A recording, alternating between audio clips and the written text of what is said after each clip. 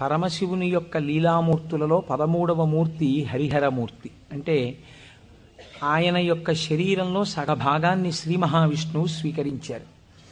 అలా పరమశివుణ్ణి ప్రసన్నుణ్ణి చేసుకుని ఆయన శరీరంలో సగభాగాన్ని శ్రీ మహావిష్ణువు స్వీకరించినటువంటి మూర్తిని హరిహరమూర్తి అంటారు.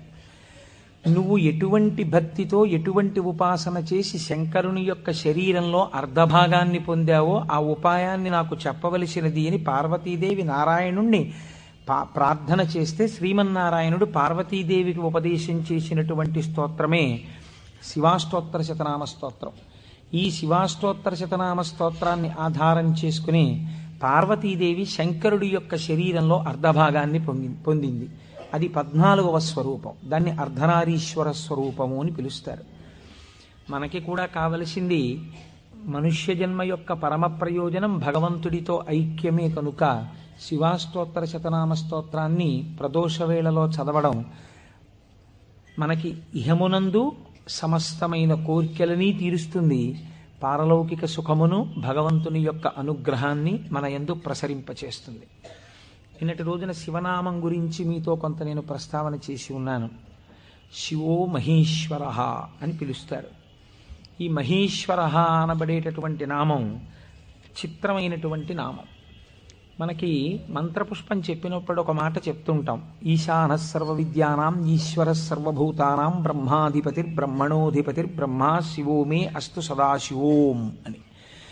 సర్వమంగళములకు కారణమైనటువంటి వాడు, సర్వ జగన్నియామకుడు, సృష్టి స్థితి లయలు చేసేటటువంటి వాడు, తానొక్కడే అయి ఉండి కానీ సృష్టి చేసినప్పుడు ఒకడిగా, స్థితికారకుడిగా ఉన్నప్పుడు ఒకడిగా, లయకారకుడిగా ఉన్నప్పుడు ఒకడిగా, మూడుగా కనపడుతూ ఆయన యొక్క అనుగ్రహము చేత జ్ఞానము కలిగినప్పుడు అవి మూడు కావు ఒక్కటే అన్న జ్ఞానము ఎవరి నుంచి ప్రసరిస్తుందో ఆయన మహేశ్వరుడు.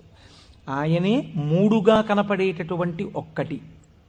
అందుకే పోతన గారు భాగవతంలో ఒక చోట ఒక మాట అంటారు, మూడు మూర్తులకును మూడు రూపములకు మూడు కాలములకు మూలమగుచు భేదమగుచు తుతి కభేదమయ్యొప్పారు బ్రహ్మమనగ నీవే పాలనయన అని పిలుస్తారు.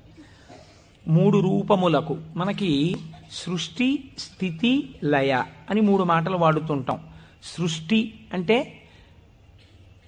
పూర్వం లేనటువంటి దాన్ని మన కంటికి కనపడేటట్టుగా ఒక కొత్త వస్తువు తయారగుట, ఒక కొత్త ప్రాణి ఆవిర్భవించుట, దానికి సృష్టి కార్యము అంటారు.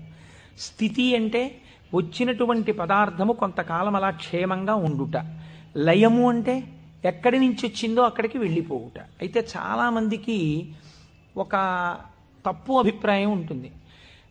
రుద్రుడు లేదా శివుడు అనేటప్పటికీ ఆయన సంహారకర్త, అనగా చంపేస్తాడు బాబోయ్. శంకరుణ్ణి ప్రార్థన చేస్తే ఆయన లయకారకుడు కదండి, చంపేస్తాడంటారు.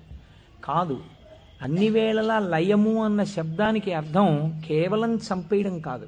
ఆయన చాలా ఉదారుడై ఉంటాడు. మీకు నేను కొన్ని ఉదాహరణలు చూపిస్తాను. మనకి లయమునందు స్వల్పకాలిక లయము అని ఒక మాట ఉంది. స్వల్పకాలిక లయం అంటే ఏమిటో తెలుసా అండి? నేను ఆఫీస్కి వెళ్ళాననుకోండి, నా ప్రయోజనం ఏమిటి? ఆఫీస్కి వెళ్ళడం దేని గురించి అంటే నా ఇంట్లో ఉన్న భార్యాబిడ్డలు క్షేమంగా సంతోషంగా ఆనందంగా ఉండేటట్టుగా వాళ్ళకి కావలసినటువంటి ద్రవ్యమును సంపాదించడానికి ఆఫీస్కి వెడతాను. ఆఫీస్ ఎంత బాగున్నా నేను ఆఫీస్లో ఉండిపోను. ఆఫీస్కి వెళ్ళడం ఎందుకంటే ఇంటికి వచ్చేయడానికి తప్ప. ఆఫీస్కి వెళ్ళి ఆఫీస్లో ఉండిపోవడానికి ఆఫీస్కి ఎవరు వెళ్ళరు, ఇంటికి వచ్చేస్తారు. ఇంటికి వచ్చేస్తే అమ్మయ్యా ప్రాణం హాయిగా ఉందంటారు. మీరు చూడండి, తీర్థయాత్రలకు వెళ్ళిన వాళ్ళు ఓ మాట అంటుంటారు, ఓ 10 రోజులో 15 రోజులో యాత్రకు వెళ్ళినప్పుడు బాగుంటుంది. యాత్రకు వెళ్ళి రాగానే మొదట వచ్చే మాట ఏమిటంటే, భార్య భోజనం పెట్టగానే ఇంట్లో చారు అన్నం అయినా ఎంత సుఖంగా ఉందోనే అంటాడు. తన ఇల్లు అనేటప్పటికీ ఒక తృప్తి. అలాగే మీ యొక్క స్వస్వరూపమునందు మీరు నిలబడినప్పుడు సుఖదుఖములనేటటువంటివి లేకుండా పరమ ప్రశాంతమైన స్థితిలో మీరు ఉంటారు. మీ స్థితి అసలు ఏమిటి? ఆనందకరమైనటువంటి స్థితి. మరి దుఃఖం ఎందుకు వస్తుంది? మనస్సు యొక్క సంకల్ప వికల్పముల వలన దుఃఖం వస్తుంది. ఆ మనస్సు సుషుప్తిలో ఆత్మలోకి చేరిపోయింది అనుకోండి, ఏమీ తెలియని స్థితిలో, అది అజ్ఞానం అంటే మనం తెలుసుకోలేం. కానీ మీరు బాగా గాఢ నిద్ర పట్టినప్పుడు ఎలా ఉంది అన్నారనుకోండి, ఎవ్వడూ కూడా ఎంత దుఃఖంగా ఉందోనండి, అంత గాఢ నిద్ర పట్టింది, ఎంత ఏడుపు వచ్చిందో ఆ గాఢ నిద్రలో అన్నవాడు మీకు ప్రపంచంలో ఉండడు. బా ఎంత హాయిగా నిద్ర పట్టిందో అంటాడు. ఏమిటా హాయి? మనస్సు లేకపోవడమే హాయి. మనస్సు ఆత్మలోకి వెళ్ళిపోయింది. అలా వెళ్ళిపోయి ఆత్మగా ఉండిపోతే ఎంత సంతోషమో, ఎంత హాయో, ఎంత ఆనందమో. ఈ బాహ్యమును గురించినటువంటి ఎరుక అంతా ఆగిపోతుంది. ఆగిపోయినప్పుడు గొప్ప ఆనందాన్ని పొందుతాడు. ఇలా ఆనందాన్ని పొందినటువంటి స్వరూపము ఏది ఉన్నదో ఆ ఆనందమే శంకరుడు, ఆ ఆనందమే పరమశివుడు.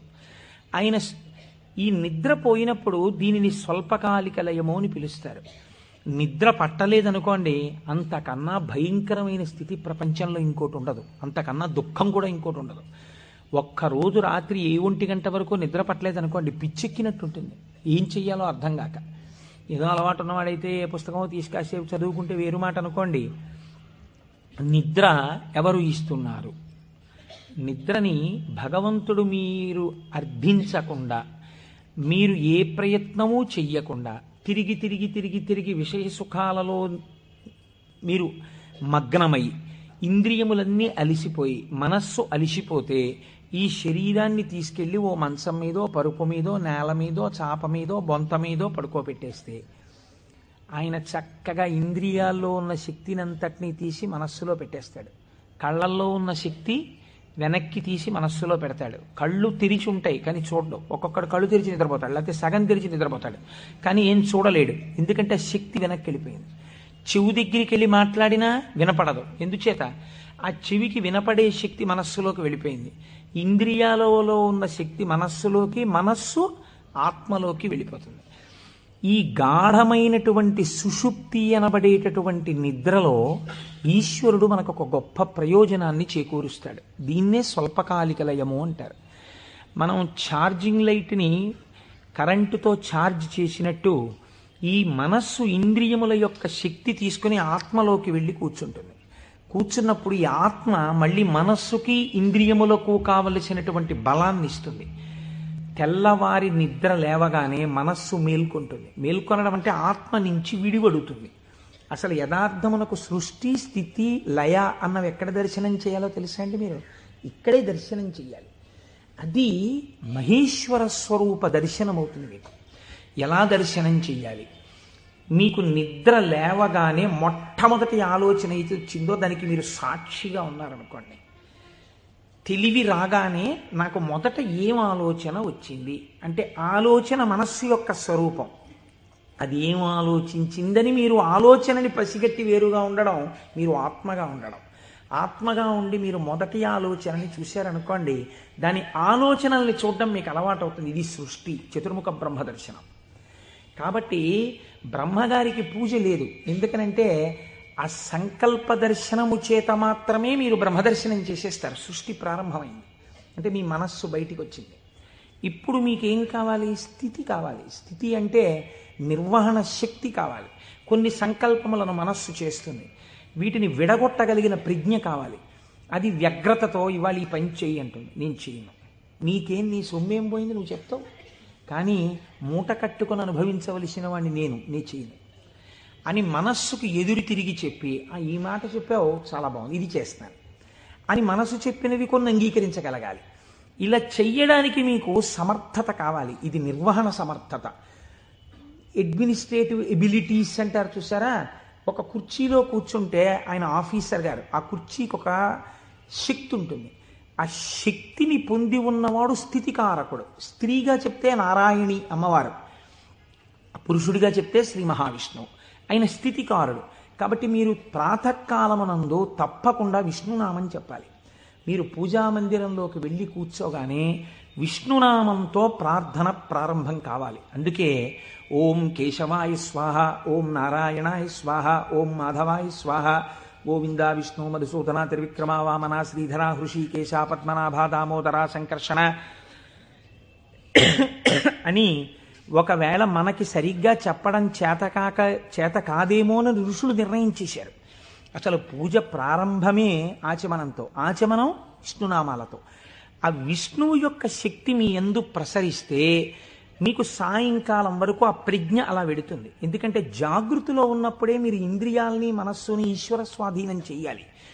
దీనికి కావలసిన ప్రజ్ఞ, మీ ఆలోచనల్ని చక్కదిద్దుకోగలిగిన ప్రజ్ఞ మీ యందు ప్రసరిస్తుంది. కాబట్టి విష్ణు పూజతో రోజు ప్రారంభం కావాలి, విష్ణునామంతో ప్రారంభం కావాలి.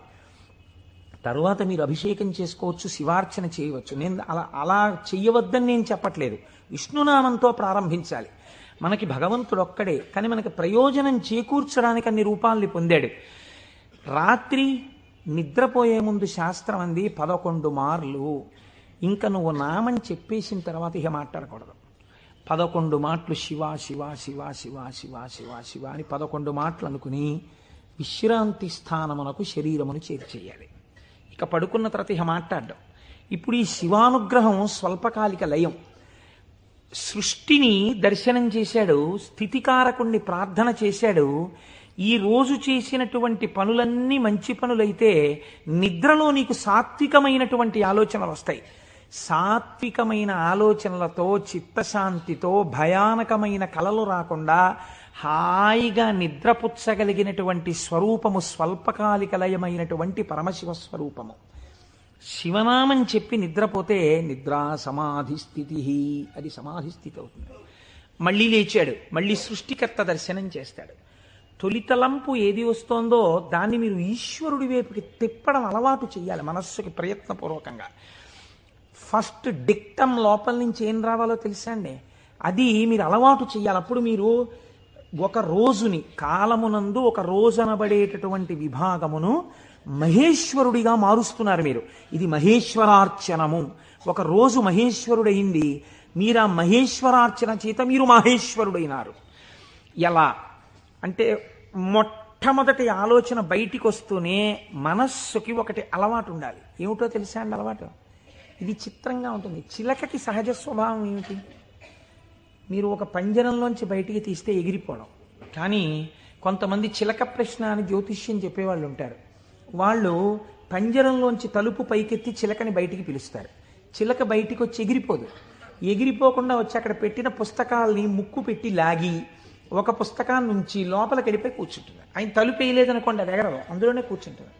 అదేంటి స్వేచ్ఛగా ఎగిరే చిలక ఎగరకుండా ఇలాంటి పనులు చేయడం ఏంటి అంటే ఆయన అలా తర్ఫీదు ఇచ్చాడు దానికి, అందుకని అది అలా ప్రవర్తిస్తుంది.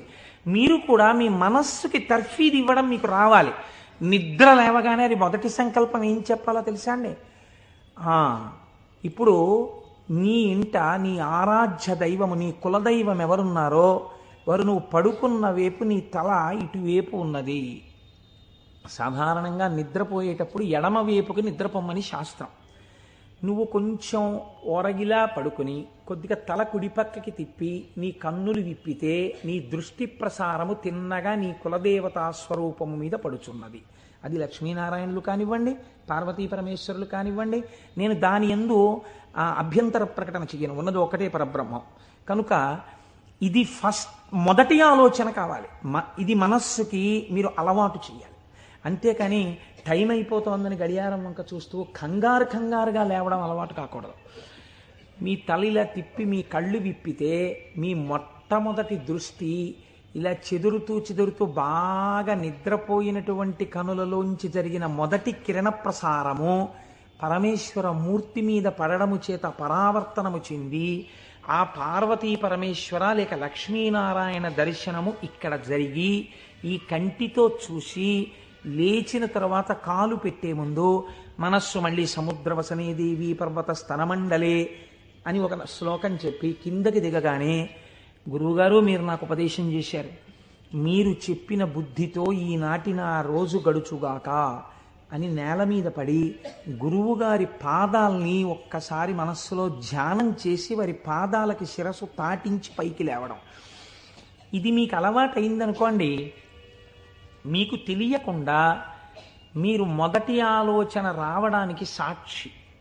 ఇప్పుడు ఈ ఆలోచనని మీరు ఒక దిశానిర్దేశం చేస్తున్నారు. ఇది స్థితికారకత్వం. అసలు నిజంగా ఒడిసి పట్టడం. ఇలా తిప్పడాన్ని యథార్థమునకు ఒక రోజును మహేశ్వరుడిగా మార్చుట కాకుండా ఎక్కడో మహేశ్వరుడు ఉన్నాడు, ఆయన సృష్టికర్త స్థితికర్త ప్రళయకర్త. మీరెప్పటికీ సృష్టికర్త స్థితికర్త ప్రళయకర్త దర్శనం చేస్తారు? లలితా సహస్రనామంలో, లలితా అష్టోత్తరంలో అమ్మవారికి ఒక నామం ఉంది, భావనామాత్ర సంతుష్టాయై నమః. మీ భావన ఎలా ఉందో దాని చేత ఆవిడ సంతుష్టురాలవుతుంది, ఆవిడ ఆనందిస్తుంది. ఇక్కడ మీరు భావన చేస్తుంటే ఈ శక్తి అంతా ఆవిడే, ఇక్కడ ఉన్న శక్తి, ఇక్కడ ఉన్నటువంటి ప్రకృతి వికారమైన శరీరం ఆవిడే. ఇది ఆయన్ని కోరుతోంది. దీన్ని దానితో కలపాలని ఆవిడ తెర పైకెత్తుతుంది. ఇది మాయా అన్న అవనిక ఒక రోజున పైకెత్తేస్తుంది ఆవిడ. అప్పుడు మీరు దాంతో కలుస్తారు. ఇది జీవితంలో అనుసంధాన ప్రక్రియగా వెళ్ళవలసినటువంటి మహేశ్వర స్వరూపం. అంతేకాని మహేశ్వర స్వరూపం అనగా ఏదో దేవతలందరి చేత పూజింపబడువాడు, నేను దాన్ని దోషం అంటలేదు, నేను తప్పంటలేదు. కానీ మీరు అలా అనుసంధానం చేసుకుంటే అది భక్తికి బాగా పనికొస్తుంది. అందులో నేను ఎంతమాత్రము దోషమెంచను. కానీ మీకు ఇది నిత్య జీవితమునందు అలవాటులోకి తెచ్చుకోవలసినటువంటి ప్రక్రియ. మీరు ఇలా దర్శనం చేస్తూ వెళుతున్నారనుకోండి, మీ లయ పరమశివుడు. మీరు ఇప్పటిదాకా ఎవరితో కలిసి ఉన్నారు అని అడిగారనుకోండి, నిద్ర లేవగానే మీరు ధైర్యంగా చెప్పగలగాలి, నేను ఇప్పటి వరకు కైలాసమునందు పార్వతీ పరమేశ్వరులతో కలిసి ఉన్నాను. అది నా నిద్ర. ఎందుచేత? నా నిద్రని నేను అలా స్వీకరించాను పడుకోబోయే ముందు. నేను లేచినప్పుడు నేను చతుర్ముఖ బ్రహ్మ దర్శనము చేత సృష్టికర్త దర్శనమే నా యొక్క మేల్కొనుట. నా పూజామందిర ప్రవేశము స్థితికర్త యొక్క ప్రార్థన. నా నిన్నటి రోజు సృష్టికర్త, స్థితికర్త, ప్రళయకర్తల యొక్క సమాహారము, మహేశ్వర స్వరూపముగా నా చేత ఉపాసన చేయబడిన కాలము. కనుక నేనెవరినయ్యాను? మహేశ్వరోపాసన చేత నేను ఒక మహేశ్వరుడనైనాను. ఇది మీ జీవితమునందు రావలసిన ప్రక్రియ. ఇలా చెయ్యగా చెయ్యగా చెయ్యగా చెయ్యగా భ్రమరకీటక న్యాయంలో ఒకనాడు మీరు ఆ స్వరూపాన్ని పొందుతారు. ఇలా కాకుండా వేరొక రకమైనటువంటి ఆలోచనతో జీవితం వెళ్ళిందనుకోండి, వ్యగ్రతతో, అసలు మీరు ఆత్మలోంచి విడిపడడంలో మీకు కృతజ్ఞతాభావం లేదు. ఆ నిద్ర పట్టింది, లేవడం దేనికోసం? న్యూస్ పేపర్ కోసం. న్యూస్ పేపర్ తీస్తే ఏముంటుంది? న్యూస్ పేపర్కి ఎప్పుడు ఏం కావాలంటే మళ్ళీ రేపు కూడా మీరు 3 రూపాయలు ఇచ్చి కొనుక్కోవడానికి తగినటువంటి ఉద్వేగమును మీ యందు కల్పింపగలిగినటువంటి ప్రధానమైన వార్తని హెడ్లైన్స్గా వెయ్యాలి. అది పేపర్ టెక్నిక్. అంతేగాని మీ మనస్సుకి ఉల్లాసమును కల్పించేటటువంటి ఒక సాత్వికమైన విషయాన్ని తీసుకొచ్చి హెడ్లైన్స్గా వాళ్ళు ఎందుకు వేస్తారు? పేపర్ని కూడా మీరు దోషం పట్టకూడదు. అది వాళ్ళ యొక్క జీవన విధానం, అది పేపర్ యొక్క లక్షణం. అందరూ అలా కోరుకుంటున్నారు. కాబట్టి అందులో ఉద్వేగం ఉండి తీరుతుంది. ఉద్వేగము ఉండి తీరుతున్న విషయాన్ని నువ్వు ముందెళ్ళి పట్టేసుకుని పూజామందిరంలోకి వెళ్ళారనుకోండి, ఇప్పుడు మీ మనస్సు ఏమవుతుందంటే ఈ ఉద్వేగపూరితమైన విషయాన్ని మనస్సు పట్టుకుంది కాబట్టి దాన్ని పట్టుకు తిరుగుతుంటుంది. ఇక్కడ ఓం కేశవాయ స్వాహ, ఓం నారాయణాయ స్వాహ, ఓం మాధవాయ స్వాహ అంటుంటాడు. కానీ చూసా అక్కడ ఎలా అయిందో, ఎలా దెబ్బలాడుతున్నారు, ఏమిటో ఈ లోకం. ఇంకెందుకు పూజ అంటే పట్టుకోకూడని వస్తువును ముందు పట్టుకుని నువ్వు ప్రారంభం చేశావు. మనస్సు చించలమైంది. దానికి సాత్విక భావనతో ప్రారంభం చెయ్యాలి. పరమ సత్వగుణ ప్రధానుడై, స్థితికారకుడై మీ మనస్సుని ఆహ్లాదపూరితముగా ఉంచి ఈశ్వరాభిముఖం చేయగలిగిన శక్తి విష్ణు శక్తి. అందుకని విష్ణునామంతో రోజు ప్రారంభం కావాలి. కనుక ఇది మీరు నిత్య జీవితంలోకి మహేశ్వర స్వరూపాన్ని తెచ్చుకోవలసినటువంటి విధానం. ఇప్పుడు ఈ మహేశ్వరుడు మీరు మామూలుగా వాంగ్మయ రీత్యా చూసినప్పుడు ఈయన నియంత నియంత అన్న మాట నేను తేలికగా ఎందుకు వాడేశానో తెలుసా అండి? అది పౌరాణికమైన భాషలో వాడబడిన మాట కాదు. నువ్విలా ఎందుకు చేశావు అని వేరొకరు అడగలేనివాడు. ఈ ఈశ్వరుడు యొక్క స్థితి ఎలా ఉంటుందంటే, అసలు మీరు అలా అడగడానికి వస్తువును ఆయన మీకు దూరం చెయ్యాలి, మీ చేత ఏడిపించాలి. అది ఆయన తప్ప ఒప్ప? మీరు చేసిన పాపపుణ్యాలను ఆయన లెక్క రాసుకున్నాడు. నాకు వద్దు అంటే, నాకు దుఃఖం వద్దంటే చెయ్యకు పాపం. దుఃఖం వద్దనుకుంటే పాపం చెయ్యకు. ఈశ్వరుడు నీకు పుణ్యమే చేస్తే నీకు సుఖమే ఇవ్వడానికి ఆయన సిద్ధంగా ఉన్నాడు. నువ్వు బురదగుంటలో పడుకుని నాకు పన్నీటి వాసనలు కొట్టాలి నా శరీరం అంటే ఎందుకు కొడుతుంది? ఎలా కొడుతుంది? నువ్వు ఏం చేశావో దాని ఫలితాన్ని నువ్వు పొందుతుంటావు. కాబట్టి ఈశ్వరుడు నీ కంటికి కనపడి ఫలితాన్ని ఇవ్వడు, వెనక నుండి ఫలితాన్ని ఇస్తాడు. ఇదే పోతన గారు అంటారు, స్త్రీ పురుష నపుంసకమూర్తియును కాక తిర్యక అమర నరాది మూర్తియును కాక కర్మ గుణ భేద సరసత్ప్రకాశి కాక వెనుకనన్నియుతానగు విభుతలంతు. ఆ వెనకనున్న పరమాత్మ ఉన్నాడే, నేను ఆయనకి నమస్కరిస్తున్నాను అన్నారు. ఇప్పుడు చూడండి, ఆ మహేశ్వర శబ్దం గురించి అన్నారు, త్వం ఈశ్వరాణం పరమం మహేశ్వరం తం దేవతానాం పరమంచ దైవతం. దేవతలందరూ కూడా ఎవరిని ప్రార్థన చేసి నమస్కరిస్తారో, సర్వ జగత్తుని ఎవడు నియమించి పోషించి రక్షించుతున్నాడో, ఎవడు దీనిని నిలబెడుతున్నాడో, ఎవడు తనలోకి తీసేసుకుంటున్నాడో వాడే మహేశ్వరుడు. వాడు సర్వజగన్నియామకుడు, వాడు పరబ్రహ్మమై ఉన్నాడు. ఇటువంటి పరబ్రహ్మము నీకెక్కడ దర్శనమవుతుంది అని అడిగారు. చూడవచ్చా, నాకు ఎప్పుడైనా ఇలాంటి వాడిని ఒకసారి చూడాలనిపించింది అంటే శాస్త్రం అంది, మహేశ్వర దర్శనము చెయ్యడానికి మహేశ్వర దర్శనము చెయ్యాలన్న తాపత్రయము నీకు కలగాలి అంది. ఇదొక చిత్రమైన మాట అండి. మీరు కొంచెం జాగ్రత్తగా ఆలోచించండి. ఒక మహాపురుషుడు ఒక ఆయన ఉన్నాడు ఈ లోకంలో. కృష్ణావధానుల గారని ఒక ఆయన ఉన్నారు. ఆయన ఒక మహాపురుషుడు. వేదం చదువుకోవడం కాదు, చదువుకున్న వేదాన్ని నిరంతరము అనుష్ఠానములోకి తెచ్చుకున్నవారు. అంతటి మహాపురుషుడు ఆయన. అలాగా అండి, అంటే ఏం చేస్తుంటారండి అంటే, 4 ఆవుల మధ్యలో తుఫాన్ వచ్చి పాక కొట్టుకుపోతే 10,000 రూపాయలు పట్టుకొచ్చి ఎవరో ఇస్తే శివాలయం కట్టడానికి విరాళం ఇచ్చేసి, శివుడికి ముందు గుడి కట్టండి తర్వాత నేను ఉంటాను లేండని ఆవుల మధ్యలో కాపరం చేసి బతికినవాడు. అంతటి మహానుభావుడు. తను నమ్ముకున్న వేదాన్ని నిరంతరము ఆచరణలో పెడతారు. వారు నా గృహప్రవేశానికి వచ్చారు. వస్తే ఆ రోజు నేను కొంచెం ఈ సంభారాలన్నీ పూర్తి చేసుకుని వేద పఠనం ఏర్పాటు చేసి నేను ఇంట్లోకి వెళ్ళేటప్పటికీ కించిత్ అసుర సంధ్య వేళయింది. నేను వెళ్ళేటప్పటికి వారు వెళ్ళిపోతున్నారు. అరేదే ఇదేంటి వెళ్ళిపోతున్నారు కృష్ణావధానుల గారు, అలా వెళ్ళిపోరే, ఈ కోటేశ్వరరావు మనం వచ్చేటప్పటికి లేడు, స్వాగతం చెప్పలేడని కోపగించుకుని వెళ్ళిపోయే మనిషి కారేవారు, ఎందుకు వెళ్ళిపోతున్నారు? ఓహో అసుర సంధ్య వేళ, సంధ్యావందనానికి వెళుతూ ఉండాలి అనుకున్నాను. ఎవరినో పిలిచి కృష్ణావధానుల గారు ఎక్కడికి వెళుతున్నారండి? వెంకటేశ్వర స్వామి గుళ్ళో కూర్చుని సంధ్యావందనం చేసుకోవడానికి వెళుతున్నారు.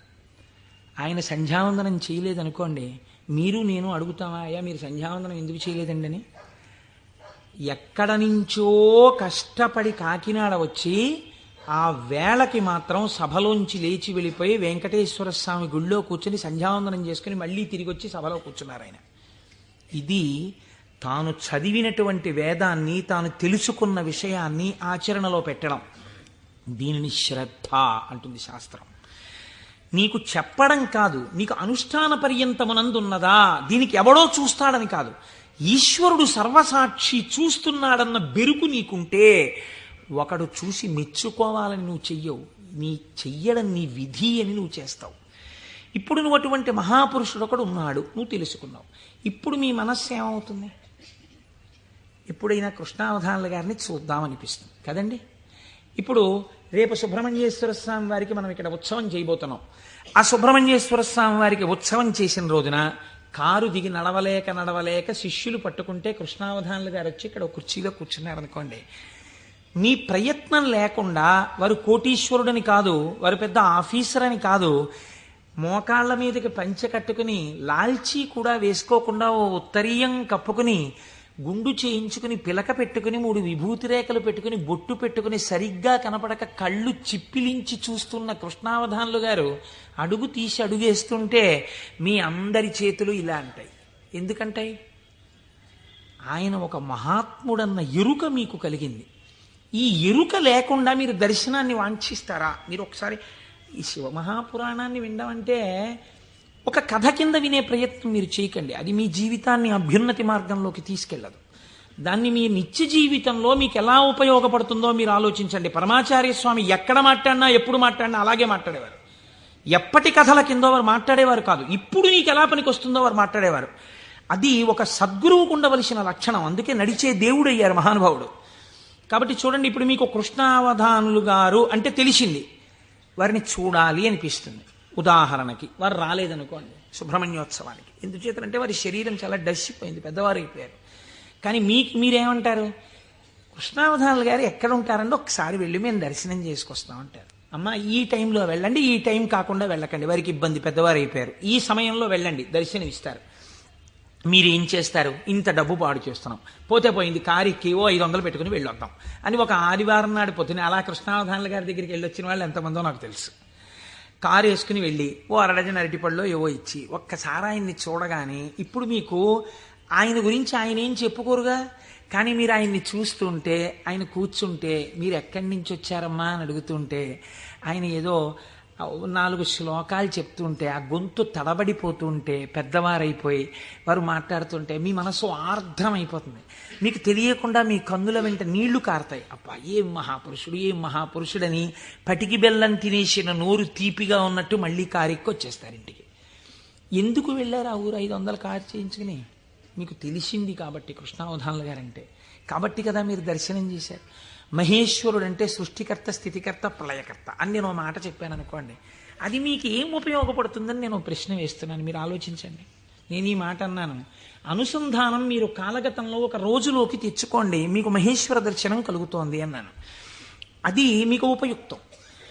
మీరు చూడండి, నేనంటాను మహేశ్వరుడెవరో చూడాలన్న ఉత్సాహం కృష్ణావధానులు గారు ఎవరో తెలుసుకుంటే కలిగినట్టు, ఈశ్వరుణ్ణి చూడాలన్న ఉత్సాహం మీకు ఇక్కడ కలగాలంటే మీరు ఏం చేస్తే కలగదండి. నేను ఒక్క ఉదాహరణ చెప్తాను.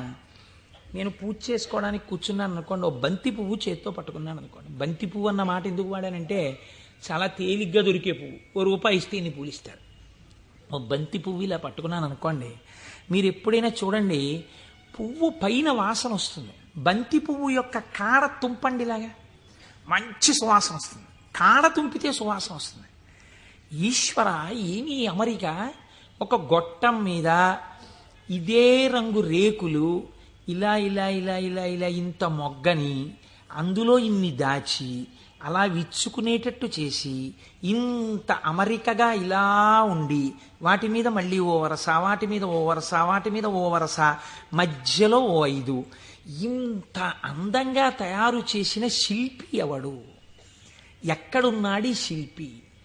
ఈ పువ్వు నేను పూజామందిరంలో భగవంతుడి పాదముల దగ్గర వేసి రేపిలా తీస్తే కాడ పట్టుకుంటే ముందు రోజు పైకి లేచిన పువ్వు ఇవాళ కాడ పట్టుకుంటే ఇలా ఒరిగిపోయింది. ఈశ్వరుడి పాదాల మీద ఒరిగిపోవడం ఓ రోజంతా ఉండి నేర్చేసుకుని ఒరిగిపోతుంది. ఇప్పుడు అంత గుబాళింపు లేదు, అంత వాసన లేదు, ఆ రేకులన్నీ ఇలా ఒరిగిపోతున్నాయి. ఇంకొంచెం ముట్టుకుంటే దుర్గంధం వచ్చి చెమాయింపు వచ్చింది. ఎవరసలు దీన్ని ఇలా ఆ బంతి మొక్కలోంచి దీన్ని తెచ్చినవాడు, ఇంత విచ్చుకునేట్టు చేసినవాడు, ఇది ఇలా ఒడిలిపోయేట్టు చేసినవాడు ఎక్కడున్నాడు అని మీకు అనుమానం వచ్చింది అనుకోండి, అప్పుడు మీ పూజ ఆర్తితో ఉంటుంది. వాడే అటువంటి వాడై ఉన్నాడు, వాడు ఈ జగత్తునంతటినీ ఇలాగే సృష్టించి నిర్వహించి లయింపచేస్తున్నాడు, వాడే నా ఆరాధ్య దైవం అడిగో పూజామందిరంలో అని మీరు ఓం నిధనపతయే నమః అని పువ్వేయండి. రమించిపోయింది మీ హృదయం. ఇది మహేశ్వర దర్శనము. కాబట్టి ఇప్పుడు ఈ ఉత్సుకత, చూడాలి చూడాలి చూడాలి ఈశ్వరుణ్ణి అన్న తాపత్రయం మీరు సృష్టి స్థితి లయానుసంధానము నిరంతర ప్రక్రియగా చెయ్యడంలో ఉంటుంది. ఈ చెయ్యడంగా ఉంటే ఈశ్వరుడు ఎవడు? ఇప్పుడు మీరు తెలుసుకున్నారనుకోండి మహేశ్వరుడు ఏం చేస్తుంటాడో, ఇది తెలుసుకోవడం వల్ల మీకు ఆనందం కలుగుతుంది. ఇప్పుడు ఆయన సర్వజ్ఞత, తృప్తి, అనాదిబోధ, స్వతంత్రత, నిత్యమలుప్త శక్తి, అనంత శక్తిశ్చ విభోర్విధిజ్ఞా షడాహురంగాని మహేశ్వరస్య అంది శాస్త్రం. ఆయన సర్వజ్ఞత. నేను ఇక్కడ కూర్చుని అనుకోండి, నేను ఈ సభలో జరుగుతున్న విషయాన్ని పసిగట్టగలను. అసలు అది కూడా ఒక్కొక్కసారి జరగదు. ఎందుచేత అంటే నేను ఒక్కొక్కసారి అడిగినటువంటి ప్రశ్న కొంతమందికి ఈయన నిజంగానే అడుగుతున్నాడా అనిపించవచ్చు. ఎందుచేత అంటే మీరు నిన్నను కోటేశ్వరారు నిన్న ఉపన్యాసానికి వచ్చాను, నిన్న మీరు వచ్చారా అంటే అదేమిటి మీ ఎదురుగుండానే కదండి కూర్చున్నాం అంటారు. నాకు స్ఫురణలోకి వెళ్ళదు. ఎందుకు వెళ్ళదు అంటే నేను ఒక విషయాన్ని ప్రతిపాదన చేస్తున్నప్పుడు నా మనస్సు అసలు ఆ విషయం మీద రమిస్తే కదా అది వాక్కులుగా బయటికి వచ్చేది. నా మనసే రమించలేదనుకోండి, నా మనస్సు లోపల దర్శనం చేయట్లేదనుకోండి, మీకు వాక్కులుగా ఎలా వస్తుంది నా నోటి నుంచి? నా మనస్సు అక్కడ ఉండిపోయినప్పుడు నా కన్నులు ఇలా తిరిగినా ఏవో కళ్ళంలోంచి మనసులో కెడతాయి, కానీ ఇవన్నింటినీ మనసు పట్టుకుంటోందని మీరు అనుకుంటున్నారా? పట్టుకోవట్లేదు. ఎందుకనంటే ఆ మనసు వేరొక వస్తువును పట్టుకుని ఉంది. దానికోసం ఉపన్యాసం చెప్పడం, ఇంకో ప్రయోజనం కోసం కాదు. ఇలా కూర్చుంటే కాసేపు పట్టుకుంటుంది ఆ వస్తువునని. కాబట్టి ఇప్పుడు అది పట్టుకుని ఉంది, కాబట్టి ఇది పట్టుకోదు, ఇది వదిలిపెట్టేసింది. కాబట్టి కన్ను చూసినా మనస్సు పట్టుకోకుండా వదిలిపెడుతోంది. అలా మీకు నా యొక్క సర్వజ్ఞత యందు ఒక పరిధి ఉంది. నేను ఇక్కడే ఉన్నా నాకు కొన్ని తెలియవు. ఈశ్వరుడు అలా కాదు. మహేశ్వరుడంటే సమస్త ప్రాణుల యొక్క హృదయగతమైన అభిప్రాయములను కూడా తెలుసుకోగలడు. మీరు బాగా గుర్తుపెట్టుకోండి. మీరు చేస్తున్న పూజని చూసి నేను పూజ చేసుకుంటున్నాను అనుకోండి, ఉదాహరణ, వేరొకరి మీద ఎందుకు పెట్టాలి? నేను పరమ డాంబికంగా ఇన్ని పువ్వులు పెట్టుకుని ఓం నిధనపతయే నమః, ఓం నిధనపతాంతికాయ నమః, ఓం ఊర్ధ్వాయ నమః, ఓం ఊర్ధ్వలింగాయ నమః అన్న పూజామందిరంలో కూర్చుని పుష్పార్చన చేస్తున్నాను అనుకోండి. మీరు కోటేశ్వరరావు గారు ఉన్నారా అండి అని హాల్లోకి వచ్చి కూర్చున్నారనుకోండి. ఆహాహా, ఏం పూజ చేస్తున్నాడండి కోటేశ్వరరావు, నిజంగా ఏమి ఉచ్చారణ, ఏమి నామాలు చెప్తున్నాడు అని మీరు ఇక్కడ గబగబా సోఫాలో కూర్చున్న వారి కింద కూర్చుని కళ్ళు మూసేసుకుని, ఇప్పుడు ఆయన ఇలా పువ్వులు వేస్తుంటారు, ఇలా నామం చెప్తుంటారని మీకు ఆ నామాలు రాకపోయినా మనస్సులో ఇలా ఇలా మీ చెయ్యి అంటూ మీరు పువ్వులు వేసేస్తూ మీరు కూర్చున్నారు. అక్కడ పూజ చేస్తున్న నేను నామాలు నోటితో చెప్తున్నాను, కానీ నా మనస్సు రేపు ఉదయం నేను పెళ్లికి వెళ్ళాలి, ఈ పెళ్లికి వెళ్ళినప్పుడు మనం 10ంటికి ఆఫీస్కి వెళ్ళిపోగలమా, లేకపోతే 1 గంట పర్మిషన్ పెట్టి 11 గంటలకు వెళ్ళిపోగలమా, ఒకవేళ వాళ్ళు భోజనానికి ఉండిపోమ్మంటే దీన్ని వంట చేయమని చెప్పడమా, అక్కర్లేదులే భోజనానికి ఎడదామందామా, భోజనానికి ఎడదామంటే ఇది మీరు వచ్చి నన్ను తీసుకెడతారా ఆఫీస్కి అయితే అంటుందేమో. ఇప్పుడు ఎక్కడున్నాను నేను వాళ్ళ ఇంట్లో పెట్టే భోజనం దగ్గర ఉన్నాను. పైకి ఏం చేస్తున్నాను? ఓం నిధనపతయే నమః, ఓం నిధనపతాంతికాయ నమః.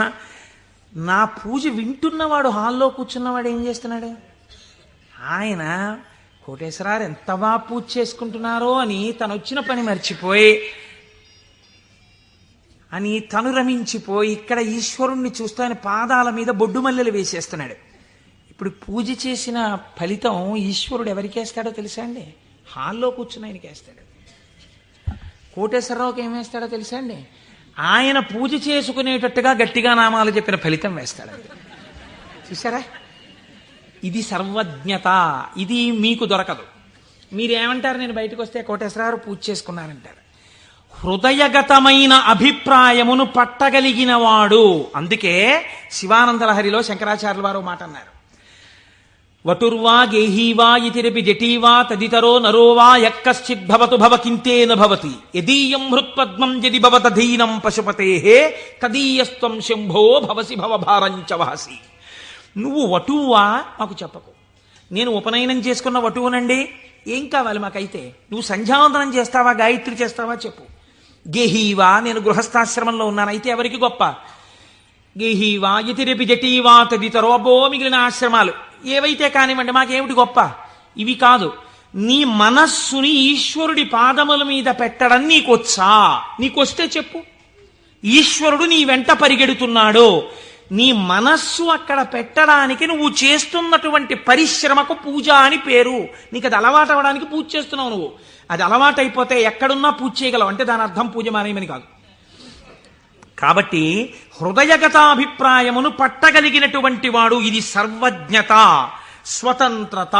ఇవి రెండు ముడిపడి ఉంటాయి ఈశ్వరుడితోటి.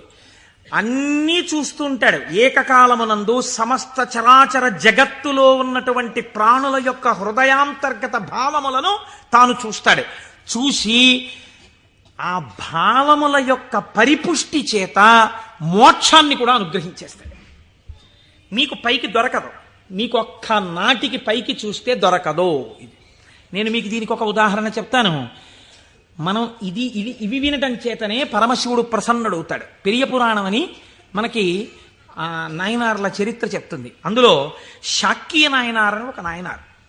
ఆయనకి గొప్ప శివభక్తి తత్పరుడు. కానీ ఆయన ఉన్నటువంటి రోజులు ఎటువంటివంటే శివుడి గురించి మాట్లాడడం కానీ, శివ అన్న నామం చెప్పడం కానీ, శివార్చన చెయ్యడం కానీ కుదరనటువంటి భయంకరమైన పరిస్థితులలో ఆనాటి రోజులున్నాయి. లోపల పరమభక్తి, శివారాధన చెయ్యాలని. కాంచీపురంలో ఉండేవాడు మహానుభావుడు. శివలింగాన్ని ఒక దాన్ని తీసుకొచ్చి రోడ్డు మీద పెట్టారు ఆ రోజుల్లో. ఈయన కోరిక ఏమిటంటే మనసులో ఒక్కసారి ఆ శివలింగం దగ్గరికి వెళ్ళి ఇన్ని పువ్వులు పట్టుకొని కాస్త 2 నామాలు చెప్ప శివలింగం మీద పూలెయ్యాలని. ఆ రోజుల్లో పరిస్థితి ఏమిటంటే శివలింగం మీద పూలు ఎవడైనా వేశాడో, శివుడికి నమస్కరించాడో ప్రళయమే. కాబట్టి ఇప్పుడు ఎలా శివ పూజ చేయడం? ఆయన ఏమించుకున్నాడంటే మార్గం, శివార్చన చేయని వాడిలా పైకి కనపడాలి, లోపల శివార్చన చేస్తున్న కోరికకి తీరాలి. అందుకని ఆయన అటుగా వెడుతూ రోజు అన్నం తినే ముందు కళ్ళంబట నీళ్లు పెట్టుకుని, శివ నీ పూజ చెయ్యకుండా ఎలా తిననయ్యా అన్నమని ఆ రోడ్డు మీద ఉన్న శివలింగం దగ్గరికి వెళ్ళి, శివుడివా నువ్వు శివుడివా అనో రాయి తీయడం. ఇంత పెద్ద చామంతి పువ్వు నా చేత్తో పట్టుకున్నాను అనుకుని శివట నిలబడేసేవాడు. లోపల చామంతి పువ్వు వేశాను, శివుడివా అని మళ్ళీ ఇలా తీయడం, శివ అని మళ్ళీ ఇలా ఓ రాయేయడం. ఇంత బొడ్డు మల్లె వేశాను. పరమశివుడి పాదాల మీద ఏం పడ్డాయో తెలుసా అండి? చామంతి పూలు మల్లెపూలు పడ్డాయి. చూసే వాళ్ళందరూ ఏమనుకున్నారో తెలుసా అండి? వీడురా అసలు నిజంగా మన మాట వింటున్నవాడు, చూసావా శివలింగం మీద రాళ్ళు వేస్తున్నాడు వీడు, వీడిని మనం చాలా గౌరవంగా చూడాలనుకున్నాం.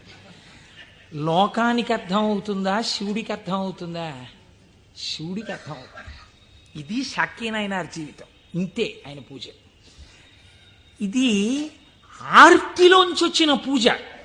ఒకరోజు ఆయన అన్నం తినడానికి కూర్చున్నాడు, భార్య వడ్డించింది. వడ్డిస్తే అన్నం తినబోయాడు. శర్వహ అనో నామం జ్ఞాపకానికి వచ్చింది. ఈ అన్నం నాకు పెట్టినవాడు శంకరుడు, లోపలికెడితే జీర్ణం చేస్తున్నవాడు శంకరుడు, అగ్నిని ఆదేశించి అన్నాన్ని ఉడికేటట్టుగా నా ఇంట పాచకుణ్ణి చేసినవాడు శంకరుడు, నీటిగా ఈ అన్నం ఉడికేటట్టు కలిసినవాడు శంకరుడు. నేను శంకరుణ్ణి, నేను పశువు తిన్నట్టు ఈ అన్నం తినడానికి వచ్చాను. ఇవాళ శివలింగం మీద 4 పువ్వులు వేయడం మర్చిపోయానని అన్నపు పళ్ళెం దగ్గర లేచి భార్యకి చెప్పకుండా పరుగున శివలింగం దగ్గరికి వెళ్ళాడు. పూజ చేయకూడదు, పరిస్థితులు ఎలా ఉన్నాయి? నిలబడి 4 రాళ్ళు తీసి శివుడివా అని మళ్ళీ వేశాడు. వేస్తూ ఇంతకన్నా చెయ్యలేకపోతున్నానయా అని కన్నుల నీరు కార్చాడు.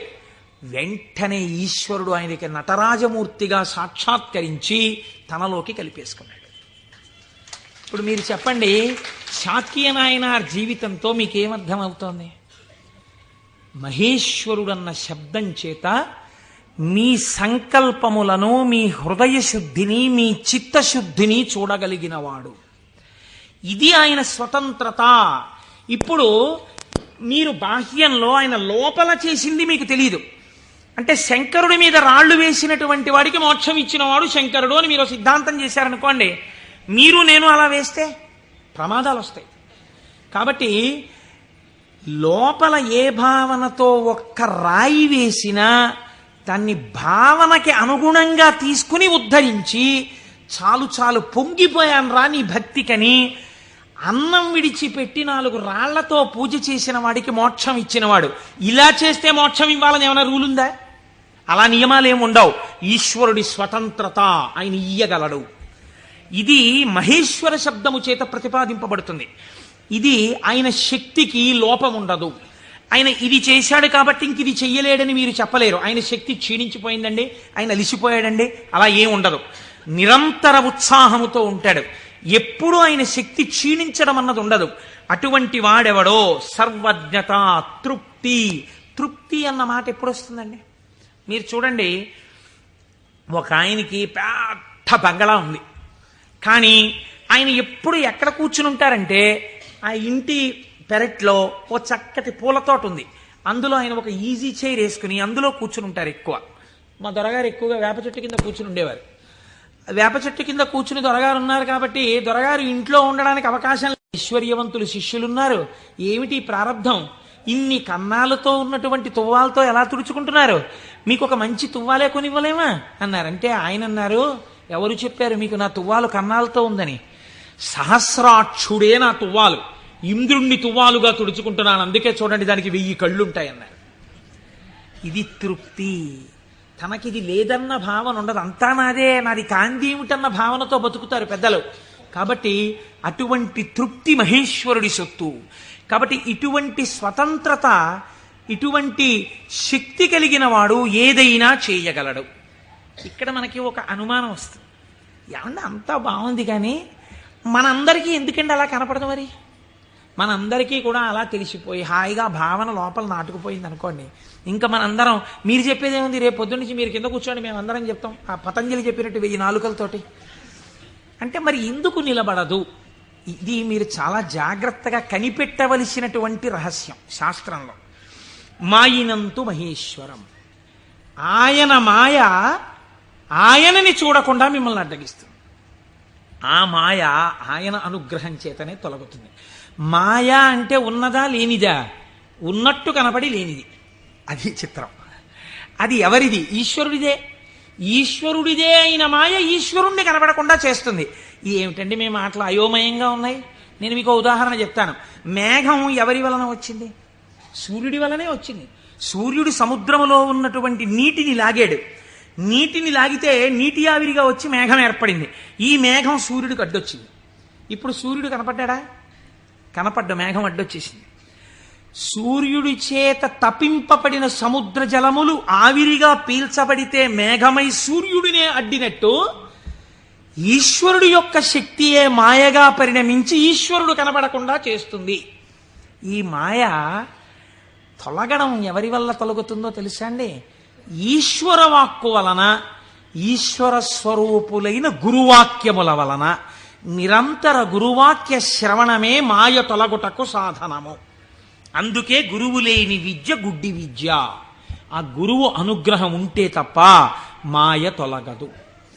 ఈ మాయ చిత్రంగా ఉంటుంది. ఎంత చిత్రంగా! మాయ యొక్క స్వభావమేమి మీకు తేలిక మాటల్లో చెప్పాలంటే, ఇప్పుడు నేను దాని గురించి పెద్ద చర్చ చెయ్యకుండా చెప్పాలి అంటే, మాయ వలన వచ్చేటటువంటి ఉత్తర లక్షణము కామక్రోధములు. ఎందుచేత? వెంటనే ఈశ్వరుడితో ఉన్నటువంటి పట్టు విడిచిపెట్టేసుకుని తన యందు పెట్టేసుకుంటాడు. పెట్టేసుకుని ఈశ్వర దర్శనమాగి ఇదంతా నా ప్రజ్ఞ అంటాడు. అనగానే మాయ ఏర్పడిపోయిందనమాట. అంతే. ఏర్పడి కామక్రోధములతో కొట్టుమిట్టాడుతుంటాడు. మీరు ఒక్క విషయం, నేనిప్పుడు ఒక విషయాన్ని చెప్పబోయే ముందు నేనిప్పుడు శివమహాపురాణంలోంచి ఒక ఆఖ్యానాన్ని అనుసంధానం చేయబోతున్నాను. ఇది చెప్పబోయే ముందు నేను ఒక విషయం చెప్పకుండా మొదలు పెడితే ఒక ప్రమాదం ఏర్పడేటటువంటి అవకాశం ఉంది. ఒక 95 సంవత్సరాల వృద్ధుడు అలా వెళ్ళిపోతూ ఉపన్యాసం అయిపోయిన తర్వాత ఒక ఆటో కింద పడబోయారనుకోండి. చూసిన వాళ్ళు, అయ్యయ్యో తాతగారు అదేంటండి అలా ఆటో కనపడలేదా మీకు అంత లైట్ వేస్తే? అంటే బాబు కళ్ళు డాజిల్ అయిపోయాయా, కనపడలేదు, పడిపోయాను అన్నారు అనుకోండి. మీరు ఏంటంటారు? గబగబా ఎత్తి తీసుకొచ్చి పక్కన కూర్చోబెట్టి, తాతగారు ఏమైనా దెబ్బలు తగిలాయా అండి అని ఆటో పిలిచి మాట్లాడి వారిని వారి ఇంటికి పంపిస్తారు. నాలాంటి ఒక దుఃఖపోతూ ఇలా ఇలా అడ్డుపెట్టి ఆటో కింద పడ్డాడు అనుకోండి, మీరేమంటారు? ఏమయ్యా ఆ మాత్రం చూసుకోలేవా ఏంటి, అలా వెళ్ళిపోయి పడిపోయేంటి అంటారు కదా. ఒక అజ్ఞాని పడిపోయాడు అనుకోండి, అది పెద్ద విశేషంగా మీరు చెప్పక్కర్లా. ఎంతటి మహాత్ములు కూడా మాయకి ఎలా పడిపోతూ ఉంటారో మీరు తెలుసుకున్నారనుకోండి, దానికి ఎంత శ్రద్ధ అవసరమో మీకు అర్థమవుతుంది. కాబట్టి అలాంటివి చెప్పేటప్పుడు ఏ కోటేశ్వరరావు లాంటి వాడో కామమునకు వశుడైనాడు, క్రోధమునకు వశుడైనాడు అని చెప్తే అది పెద్ద విశేషం ఏంటంటే వాడు అలాంటి వాడే అంటారు. కాదు, ఒక మహాపురుషుడు అలా వశుడైనాడు అనుకోండి. అందుకే వాళ్ళు మహాత్ములు ఎవరు తమ జీవితంలో సంఘటనలు దాచరు, రాసేస్తారు. మహాత్మా గాంధీ గారు జీవితంలో ఆటోబయోగ్రఫీ రాసుకున్నప్పుడు చెప్పుకున్నారు, చంద్రశేఖర పరమాచార్య స్వామి 73వ ఏట ఇప్పటికీ నన్ను ఆశ అప్పుడప్పుడు పట్టుకునే ప్రయత్నం చేస్తూ ఉంటుందని చెప్పుకున్నారు. మహాత్ములు దాచరు. కనుక చూడండి, శివమహాపురాణం మీకు ఈ జ్ఞానాన్ని ఉపదేశించడానికి ఒక అద్భుతమైన ఘట్టాన్ని తీసుకొచ్చి బోధ చేసేటటువంటి ప్రయత్నాన్ని ప్రారంభం చేస్తోంది.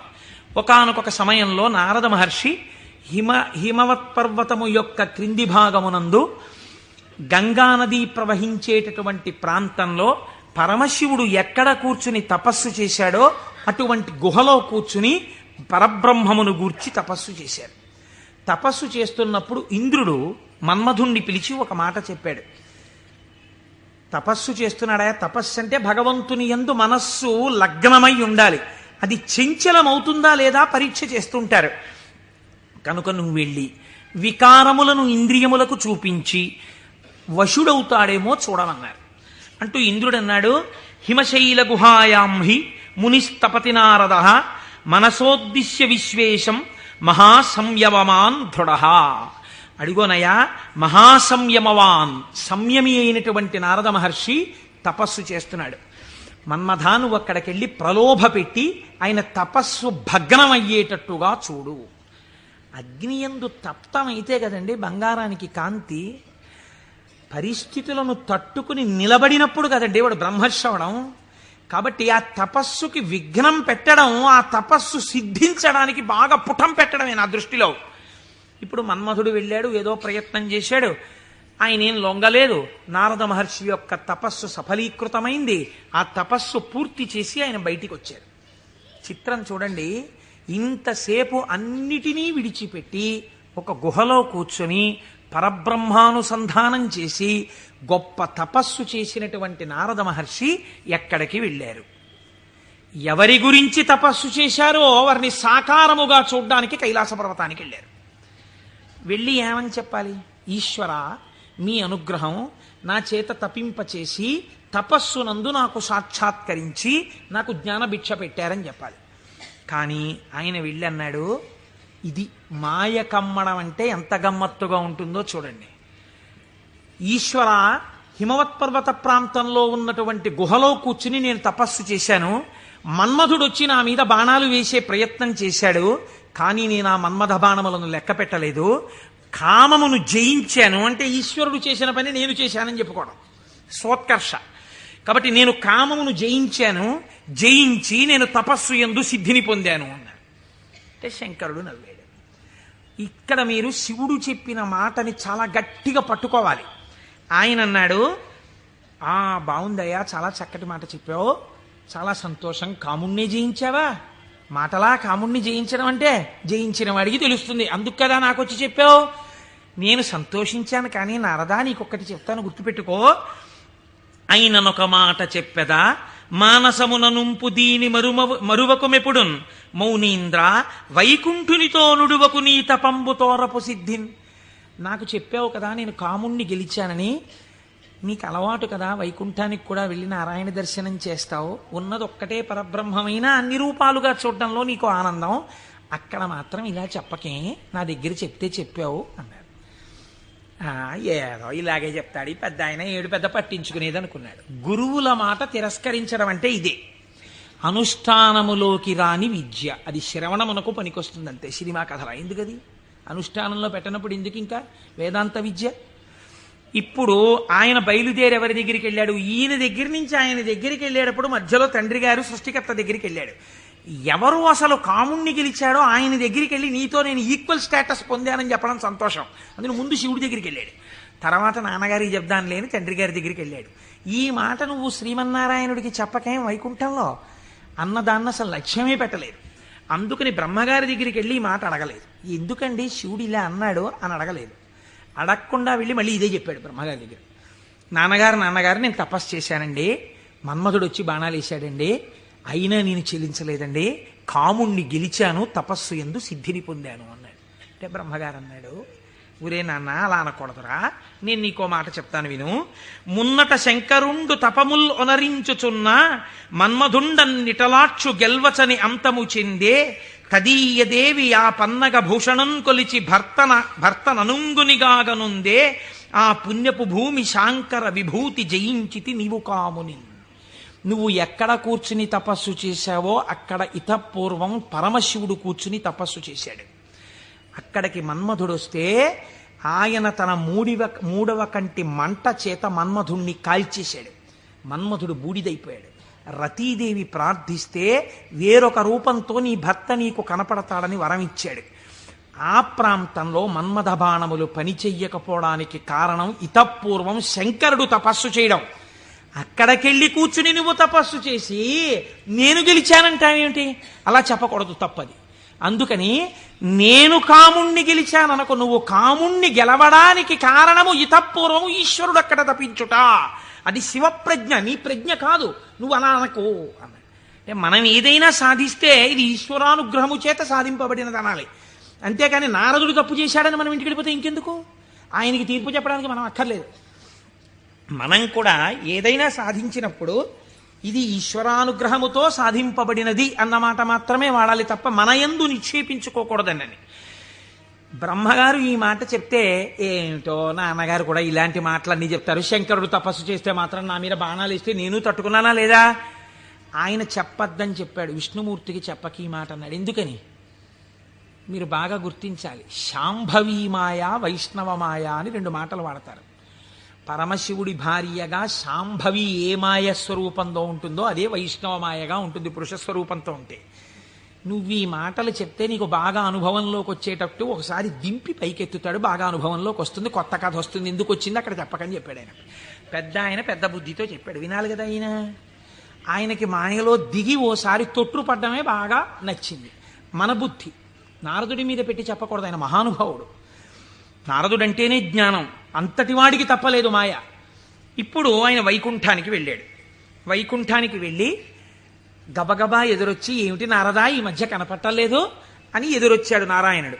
ఎదురొస్తే ఏం చెప్పమంటారు స్వామి, నేను తపస్సు చేశాను, మన్మధుడొచ్చి నా మీద బాణాలు వేశాడు, నేను చెల్లించలేదు, నేను తపస్సునందు సిద్ధి పొందానన్నాడు. అయిపోయింది, చెప్పద్దన్న చోట చెప్పేశాడు. అనకరా అన్న మాట అనేశాడు. ఏమొచ్చింది ఇప్పుడు దానివల్ల? నేను వెంకటాచలంలో దర్శనం 3 మాటలు చేశానండి. ఈ లైన్లోంచి వెళ్తున్నప్పుడు బయటికి వచ్చేసే లైన్లోంచి లోపలికి పంపించే లైన్లోకి దూరిపోయి 2 మాటలు దర్శనం చేసుకున్నాను అన్నారు అనుకోండి. అది పాపమా పుణ్యమా మీరు ఆలోచించండి. ఈశ్వరుణ్ణి దొంగచాటుగా మీకు ఆ టిక్కెట్టు మీద ఒక్కసారి చూసిరా, మీకు ఎంత దర్శనం లభ్యమైతే కోట్ల జన్మలు తపించిన వాళ్ళకి దొరకని ఈశ్వరుడు నాకు ఈ మాత్రం లభించాడని సంతోషంగా బయటకు వస్తే కృతార్థత. దొంగతనంగా దూరిపోయి 2వ మాట వెళ్ళొస్తే నాకు మీకు తెలియదేమో, ఈశ్వరుడికి తెలియదండి, వెంకటేశ్వరుడికి. అంటే దొంగతనంగా 2వ మాట వచ్చావా నన్ను చూడ్డానికి అని దానికి తగిన ఫలితం ఆయన ఇస్తే ఏమవుతావు? ఎందుకు వచ్చినల్లది? ఇవే అక్కర్లేని పనులు, చెయ్యొద్దన్న పనులు చేయడం అంటే ఇలాగే ఉంటాయి. కాబట్టి ఆయనకి చెప్తే ఆయన వెంటనే అన్నాడు, అబ్బబ్బబ్బ ఎంత గొప్ప పనో, ఏది మళ్ళీ చెప్పు. నేనండి తపస్సు చేసి మన్మథ బాణాలు పడితే లొంగకుండా సిద్ధి పొందాను. అబ్బా ఎంత గొప్ప విషయమయ్యా నారదా, ఎంత సంతోషంగా ఉందో నాకు. ఎవరు చేయగలరాయా ఈ పని? శివుడు చేశాడు, నువ్వు చేశావు. ఆయనకి అర్థమైపోయింది. ఓహో, అంటే ఇప్పుడు ఈయనకి బాగా పుటం పెట్టి జ్ఞానము లోపల నిలబడేటట్టుగా చెయ్యవలసిన అవసరం ఏర్పడింది. అంతేకాని ఆయన్ని చిన్నబుచ్చడం కాదు, తొట్టుపడకుండా నిలబెట్టాలి మనం అయితే ఇప్పుడు. కాబట్టి చాలా సంతోషమోయ్ అని కౌగిలించుకుని వెళ్ళిరా అన్నాడు. ఇప్పుడు మాయ ప్రారంభం అయిపోయినట్టే కదండి, అది నడిపిస్తుంది ఎటు వెళ్ళాలో. ఈయన బయలుదేరి వెడుతున్నాడు. వెడుతూ వెడుతూ ఒక రాజ్యంలోకి వెళ్ళాడు. ఆ రాజ్యాన్ని పరిపాలించేటటువంటి రాజు పేరు శీలనిధి, ఆయన కుమార్తె పేరు శ్రీమతి. వెళ్ళి ఆ శీలనిధి అనబడేటటువంటి రాజు యొక్క అంతఃపురంలోకి వెళ్ళాడు. మహానుభావుడు నారదుడు వచ్చాడన్నాడు, స్వాగతం చెప్పారు, పాదములు కడిగారు, తీసుకొచ్చారు, కూర్చోపెట్టారు. వాళ్ళ అమ్మాయిని తీసుకొచ్చారు. అమ్మాయినికి నమస్కారం చెయ్యమ్మా అన్నారు. ఆ పిల్ల నమస్కారం చేసింది. మా పిల్లకి ఎటువంటి వరుడు వస్తాడో చెప్పండి అన్నారు. ఆ పిల్ల యొక్క చెయ్యి చూసి త్రికాలవేది నారదుడంటే తెలియందేముందండి. ఆయన అన్నాడు, లక్ష్మీదేవికి భర్త ఎవడో, ఎవడు సర్వవ్యాపకుడో, ఎవడు నిరంతరము లోకము చేత పూజింపబడుతుంటాడో, ఎవడు మహానుభావుడో అటువంటి శ్రీ మహావిష్ణువుకు ఈమె ఇల్లాలవుతుంది అన్నాడు. అక్కడి వరకు బాగా చెప్పాడు. కానీ ఆమెని చూడగానే కామాన్ని కదా గెలిచానన్నాడు. ఈవిడ నా ఇల్లాలైతే ఎంత బాగున్నో అనిపించింది. కానీ ఆవిడ జాతకంలో ఏముంది? శ్రీ మహావిష్ణువు భర్త అవుతారని ఉంది. ఈ అమ్మాయికి పెళ్లి ఎలా చేద్దాం అనుకుంటున్నావు అని అడిగాడు. రేపు స్వయంవరం పెట్టామండి, స్వయంవరంలో ఈమె వరమాల వేస్తుంది అంటే విష్ణువు సాకారుడై వస్తాడు ఈ సభలోకి. ఇప్పుడు మళ్ళీ వెనక్కి తిరిగి వైకుంఠానికి వెళ్ళాడు. వెళ్ళి, అయ్యా ఎవరికైనా చెప్పుకుంటే కొంచెం సిగ్గుచేటుగా ఉంటుంది, నా మనస్సు ఆ శ్రీమతిని పెళ్లి చేసుకోవాలి అని ఉవ్విళ్ళు ఉరిపోతోంది, ఆమె నాకు దక్కకపోతే మన్మథబాణముల చేత చచ్చిపోతాను. ఎవరండి ఇంతకు ముందు వచ్చి చెప్పినప్పుడు ఏం చెప్పాడు?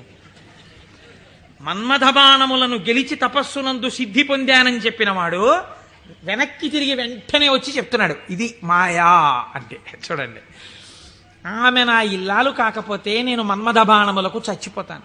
నన్ను బతికించవయ్యా, నేను బతకాలంటే నీ రూపం నాకు రావాలి, నీ రూపం నాకు వస్తే ఆమె నా మెళ్ళలో మాల వేస్తుంది, అప్పుడు పెళ్లి చేసుకుంటాను, అందుకని నీ రూపం నాకు ఇవ్వా అని అడిగాడు. అడిగితే ఆయన మహానుభావుడు శ్రీ మహావిష్ణువు, ఆయన ఎంత చమత్కారం చేశాడో చూడండి. హరియొసగెన్మునిక మనోహరమగు తన మేని రూపు నర్రు వరుకు బైహరి శిరసున్ కూరిచే, ఇది అరయక ముని కూరుచుండె అచట మురియుచున్. హరి శరీరాన్ని ఇచ్చాడు, హరిశిరస్సుని ఇచ్చాడు. హరి అంటే రెండు అర్థాలు. హరి అంటే పాపములను హరించే శ్రీ మహావిష్ణువు, హరి అంటే కోతి. హరి శరీరాన్ని కింద వరకు ఇచ్చాడు, కోతి తలకాయని పైనిచ్చాడు. నువ్వు హరి రూపాన్ని కదా అడిగావు, హరి రూపాన్ని ఇచ్చానన్నాడు. మాట తప్పనట్టు. ఆయనంత తెలివైనవాడో చూడండి. ఈయనకేం కనపడుతుంది? ఇలా చూసుకున్నాడు. శ్రీ మహావిష్ణువు చేతులు, శ్రీ మహావిష్ణువు రంగు, శ్రీ మహావిష్ణువు కౌస్తుభం, ఆ వనమాల, ఆ పట్టుపంచ, ఆ కుర్చీళ్ళు అన్ని శ్రీ మహావిష్ణువు. తన ముఖం తనకు కనపడదుగా. అద్దంలో చూసుకోవడానికి శ్రీమతి దగ్గరికి వెళ్ళిపోవాలి ముందు, స్వయంవరం అయిపోతే. అందుకని గబగబా వెళ్ళిపోయాడు. వెళ్ళిపోయి ఆ స్వయంవరంలో ఒక ఆసనం మీద కూర్చున్నాడు. ఇద్దరు రుద్రపార్షదులు అటు ఇటు కూర్చున్నారు.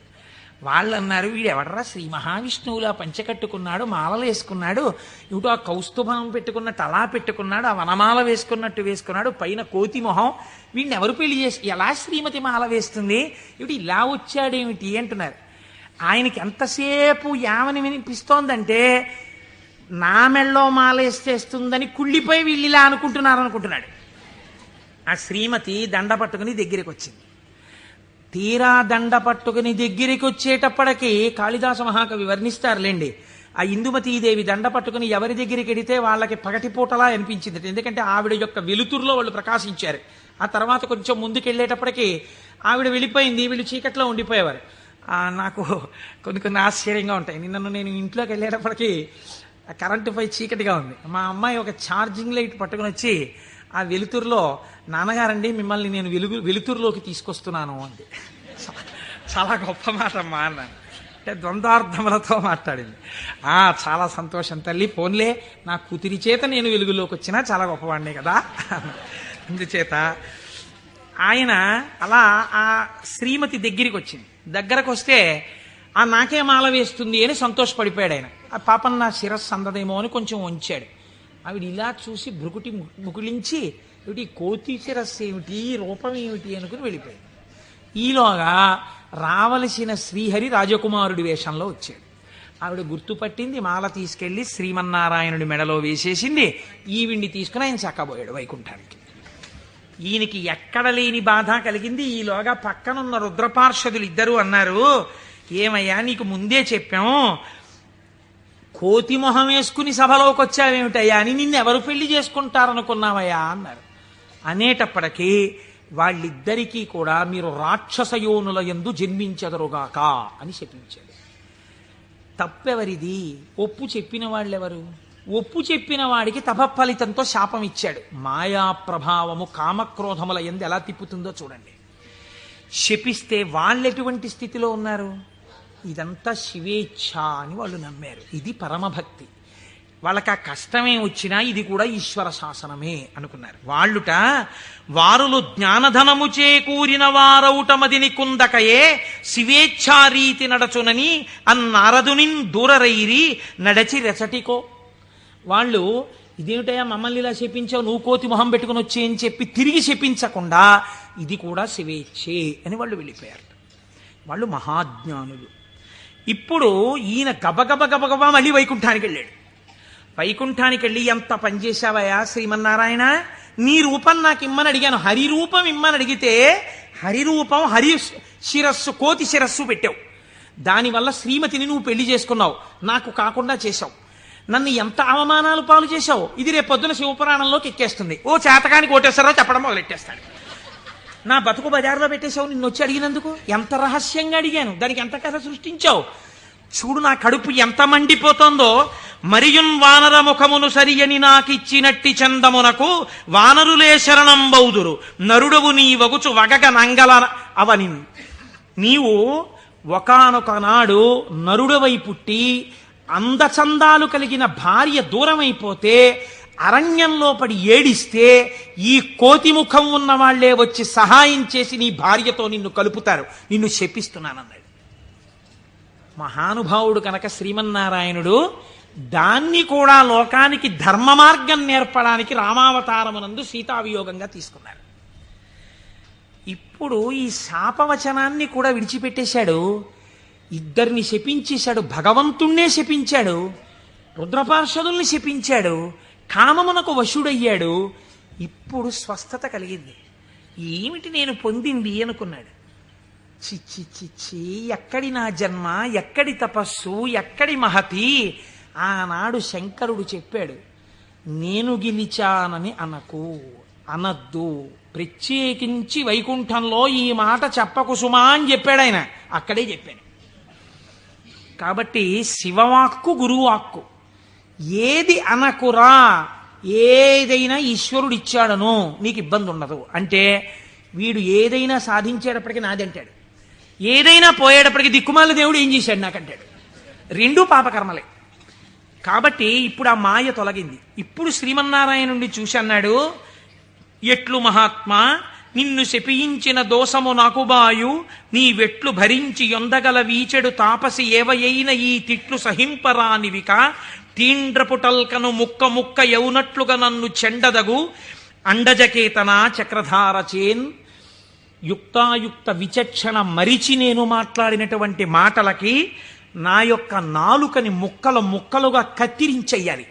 ఎంత మాత్రము ఇంకా జాగు చెయ్యకుండా, మహానుభావ, అండచకేతన అంటే గుడ్డులోంచి పైకొచ్చినటువంటి గరుత్మంతుడు నీ యొక్క ధ్వజమునకు చిహ్నముగా కలిగినటువంటి వాడా, మహానుభావ, నీ చక్రధారల చేత నా నాలుకని ముక్కలు ముక్కలుగా కత్తిరించేవయా, అప్పుడు కాని నేను చేసిన పాపం పోదని కన్నీటి ధారలతో ఆయన పాదాల్ని అభిషేకించి ఆయన కాళ్ళ మీద పడ్డాడు.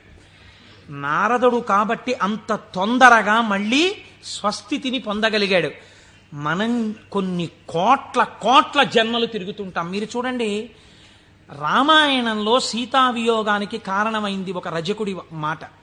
అదే రజకుడు మళ్ళీ ద్వాపర యుగంలో రజకుడిగా వచ్చాడు.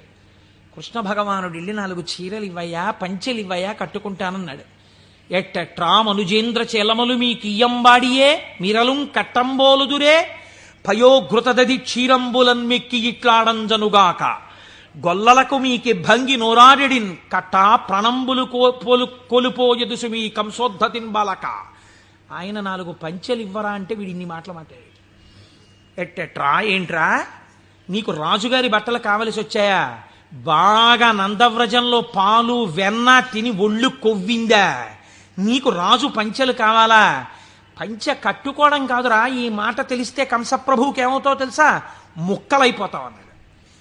అంటే కృష్ణ భగవానుడు అన్నాడు, అన్నయ్యా, ఇంకొక అవకాశం ఇచ్చి చూశా, సరేనని ఒక పంచె ఇస్తే చేసిన పాపం తీసేద్దామని చూశా.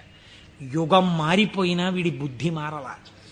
ఈ తల ఇక మామూలుగా పనికిరాదు, నీ గుద్దొక్కటి గుద్ది 1000 వ్రక్కలు చేయన్నాయా శిరస్సునన్నాడు. ఒక్క గుద్దు గుద్ది 1000 ముక్కలు చేశారు. నోటి మాట సంస్కారంగా ఉండాలి. మాట సంస్కారంగా ఉండడం మొదట నేర్చుకుంటే చాలా తప్పులు దిద్దబడిపోతాయి. అందుకే శివుడు చెప్పింది ఈ మాట వైకుంఠంలో చెప్పకు. నీవు ఏది చేసినా ఈశ్వర ప్రజ్ఞకి ముడిపెట్టు. నీ కొడుక్కో ర్యాంక్ వచ్చింది, ఇది ఈశ్వరానుగ్రహం అండి. మా అబ్బాయికో ర్యాంక్ వచ్చింది. నువ్వు మంచి పంచ కట్టుకున్నావు, ఈశ్వరానుగ్రహం అండి. ఓ పంచ కట్టుకున్నాను. నువ్వు ఒక ఉపన్యాసం చెప్పగలిగావు, అది పరమేశ్వరానుగ్రహం అండి. నా చేత ఒక ఉపన్యాసం చెప్పించాడు, ఈశ్వరానుగ్రహం అండి. నేను శివమహాపురాణం వినగలిగాను అను. నేనన్న మాట అన్నావా, ఇబ్బందిలోకి వెళ్ళిపోతావు. ఇది అనకు. మొదట దిద్దుకోవలసినది వాక్కు దిద్దుకో. రజోగుణ తమోగుణ భూయిష్టమైన వాక్కులు మాట్లాడకు, అవి నీ సంస్కారం అయిపోతాయి. ఈ సంస్కారము నిన్ను జన్మ జన్మాంతరములు తిప్పుతుంది. నారదుడు కాబట్టి మహానుభావుడు గంటలో సర్దుకున్నాడు. మనం ఎంతటి వాళ్ళం, మాయ ఎంత గొప్పదో చూడండి. ఇది మహేశ్వర శక్తి. ఈ మాయ ఎలా తొలగుతుంది అంటే దీనికి ఒక్కటే లక్షణం, ఆ మాయయే అమ్మవారి స్వరూపం. మీరు గట్టిగా ఆవిడ పాదాలు పట్టుకున్నారనుకోండి, పట్టుకుంటే ఆవిడే మిమ్మల్ని దగ్గరికి తీసుకుని, అందుకే చేతిలో పాశం పట్టుకుని ఉంటుంది. ఈశ్వర భక్తిని మీకిచ్చి మీ చేత ఈశ్వర సేవ చేయించి ఈశ్వరుడిలో మిమ్మల్ని ఆవిడే కలుపుతుంది. ఆవిడే ఆ పనినంతటినీ తీసుకుంటుంది. ఇది చిత్రంగా ఉంటుంది. ఎలా ఉంటుందంటే, తరచుగా చెప్తూ ఉంటాను నేను ఒక కత్తి నేను అలా వెడుతుంటే రోడ్డు మీద ఒక దొంగ పరిగెత్తుకుంటూ కత్తి పట్టుకుని నా వెనక వచ్చాడు అనుకోండి, నేను పరిగెడుతుంటాను. దొంగ కత్తి పట్టుకుని నా వెంట పరిగెడుతుంటాడు. నేను ముందు పరిగెడతాను, నా వెనక దొంగ పరిగెడుతుంటాడు. పరిగెడుతుండగా దొంగ రాయి తన్నుకుని పడిపోయి కత్తి అంత దూరంలో పడిపోయింది అనుకోండి. ఇప్పుడు నేను నిజానికి దొంగనేం చేయగలిగిన ధైర్యం నాకేం లేదు, కానీ కత్తి తీసుకుని ఇలా నిలబడ్డాను నేను. దొంగ పరిగెడుతున్నాడు. ఇప్పుడు ఎందుకు పరిగెడుతున్నాడు? దొంగ చేతి కత్తి నా చేతిలోకి వచ్చింది. ఇన్నాళ్ళు మిమ్మల్ని తిప్పిన కామం, ఆ కామపాశాలు అమ్మవారి పాదాలు పట్టుకుంటే భక్తి పాశాలుగా మారిపోయాయి. ఈ మార్పుకి మీరు అమ్మవారి పాదాలు పట్టుకుంటే చాలా ఆవిడ మాయాశక్తి, ఇటు తిప్పిన ఆవిడ అటు తిప్పేస్తుంది.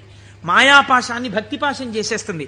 లోకమునందు తిరిగిన పంచతన్మాత్రల్ని ఈశ్వరుడి వైపుకి తిప్పేస్తుంది, తిప్పేసి ఈశ్వరుడిలో కలిపేస్తుంది. కాబట్టి ఇప్పుడు మీరు మాయా అన్న అవనికని పైకెత్తి శివుడితో కలుపుతుంది. ఇది మహేశ్వరుణ్ణి చేరుకోవడానికి మార్గం. ఆ మార్గమునకు మొట్టమొదటి పొరపాటు వాక్కునందు కలుగుతుంటుంది. ఈ వాక్కునందు అలా చెయ్యకు. ఈశ్వర ప్రజ్ఞని గుర్తెరుగు, ఈశ్వరానుగ్రహాన్ని గుర్తెరుగు. ఇది మనకి బోధ చెయ్యడం ఈ మహేశ్వరనామమును, మహేశ్వరనామాన్ని అడ్డుపెట్టి మనకి నేర్పింది. ఇదే పరమశివుణ్ణి పక్కనే ఒక చిత్రమైన నామంతో పిలుస్తారు, శంభు అని పిలుస్తారు. శంభు అంటే ఏమిటో తెలుసా అండి? శం అంటే నిరతిశయమైనటువంటి సుఖము లేదా సుఖము. భావయతి కల్పించువాడు. మీరు చూడండి, ఒక వస్తువు ఉంటుంది, ఆ వస్తువు యొక్క సుఖానుభూతిని మీరు ఎప్పుడు పొందుతారు? ఒక వస్తువు యొక్క సుఖానుభూతిని మీరు ఎప్పుడు పొందగలరు అంటే ఆ వస్తువు మీ చేత అనుభవింపబడినప్పుడు. ఉదాహరణకి నాకు ఒక లడ్డు అంటే చాలా ఇష్టం అనుకోండి. ఆ లడ్డూని తీసుకొచ్చి మీరు ఇలా చూపించి, కోటేశ్వరారు మీకోసమే తెచ్చాం ఈ లడ్డు అన్నారనుకోండి. నేను ఆ లడ్డూని ఇలా చూసి నా కోరిక తీరిపోయి అంటానా? అనను.